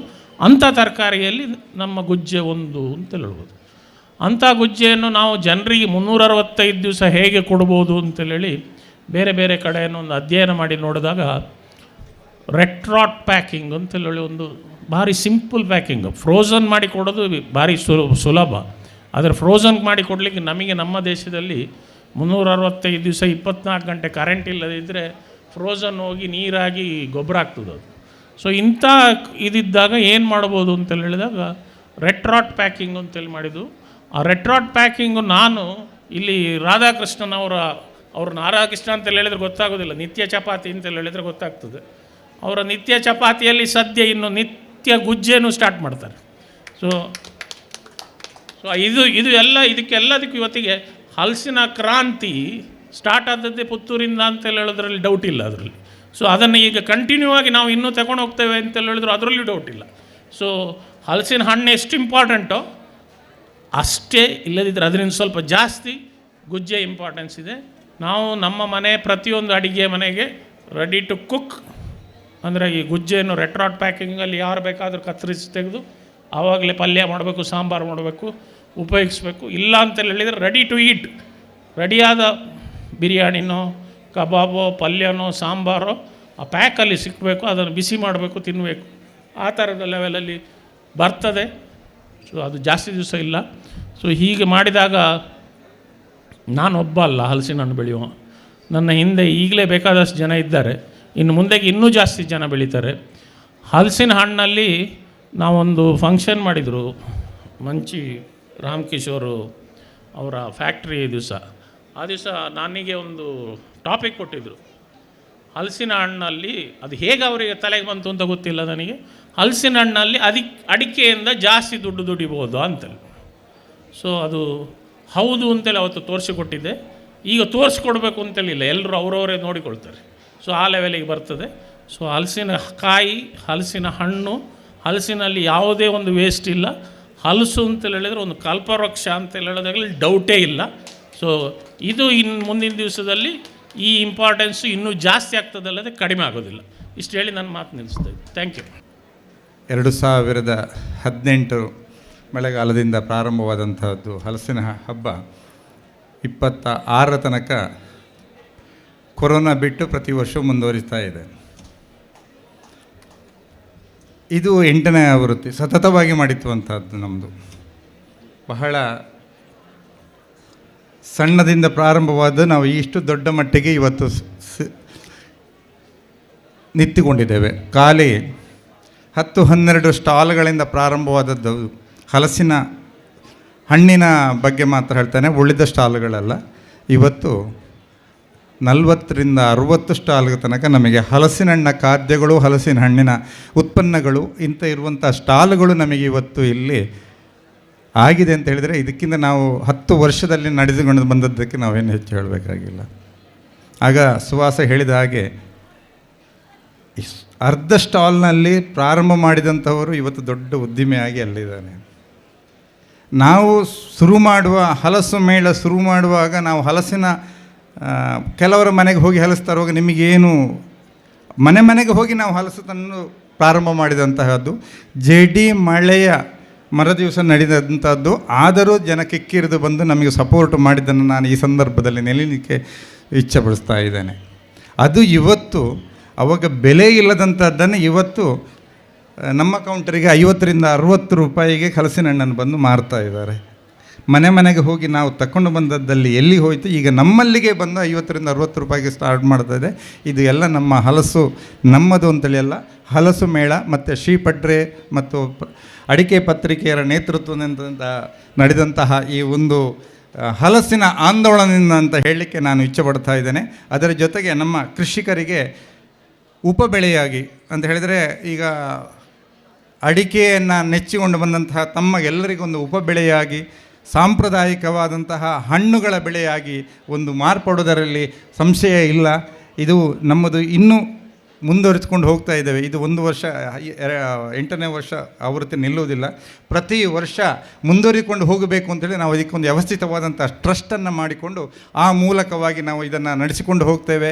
ಮುಂದೆ ಬರುವ ವರ್ಷ ಅಲ್ಲ, ಮತ್ತಿನ ವರ್ಷ 10ನೇ ವರ್ಷ ಅತ್ಯಂತ ವಿಜೃಂಭಣೆಯಿಂದ ಮಾಡಬೇಕು ಅಂತ ಹೇಳುವಂತಹ ಒಂದು ಸಂಕಲ್ಪವನ್ನು ಈ ಸಂದರ್ಭದಲ್ಲಿ ನಾನು ನಿಮಗೆ ತಿಳಿಸುತ್ತಾ ಈ ಒಂದು ಕಾರ್ಯಕ್ರಮಕ್ಕೆ ಆಗಮಿಸಿದಂಥ ತಮಗೆಲ್ಲರಿಗೂ ವಂದನೆಗಳನ್ನು ಸಲ್ಲಿಸ್ತಾ ವಿರಮಿಸ್ತಾ ಇದ್ದೇನೆ. ವಂದನೆ.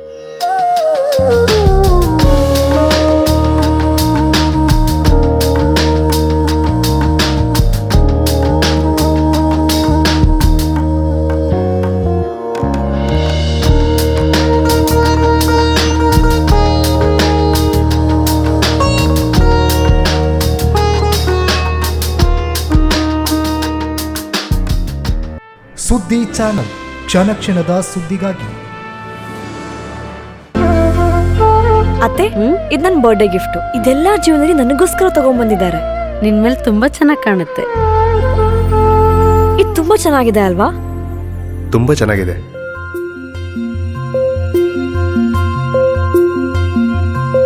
It will look really good on you. Amma? Huh? Mother is always son's first love.